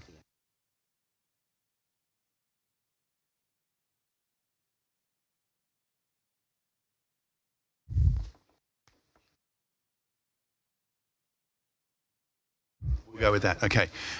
I have decided to put this into closed, and the reasons I'm putting it into closed, I will define as work health and safety. All right. Councillors. Around a councillor's health. Yep. So that's the motion, right? The CEO has given advice due to work health and safety purposes. Happy to move that. Move it. It's been moved and seconded. I'll put that to the vote that we go into closed with this item. All in favour? It's been moved unanimously. That word, you know that word? Unanimous. As an interruption, Mr. Chair, apologies, Chair and councillors. I have staff that need to put me to bed, so I will go and I will join online. No worries, mate. Take care, Steve. Steve? Hey, slow down. Lord's Place.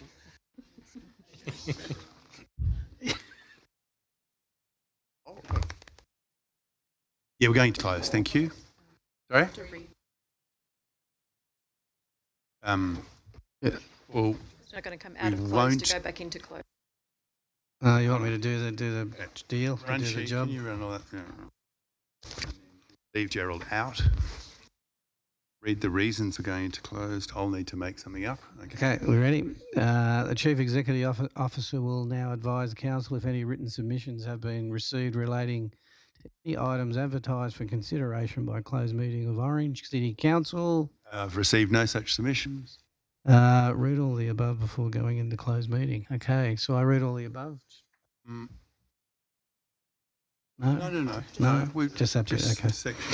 Okay, in accordance with the Local Government Act 1993 and the Local Government General Regulation 2021, in the opinion of the Chief Executive Officer, the following business is of a kind referred to in Section 10A2 of the Act and should be dealt with in confidential session of Council. We have the item that we've just discussed. 5.4. 5.4. We have 6.1, which is the minutes of the Audit, Risk and Management Committee, 19th of September 2023. Is of a classified confidential under the provision of Section 10A2 of the Local Government Act 1993, which permits the meeting to be enclosed to the public for business relating to matters affecting the security of council, councillors, council staff or council property. Please pause. Mover and seconder for that? Moved by Councillor Greenhouse, second.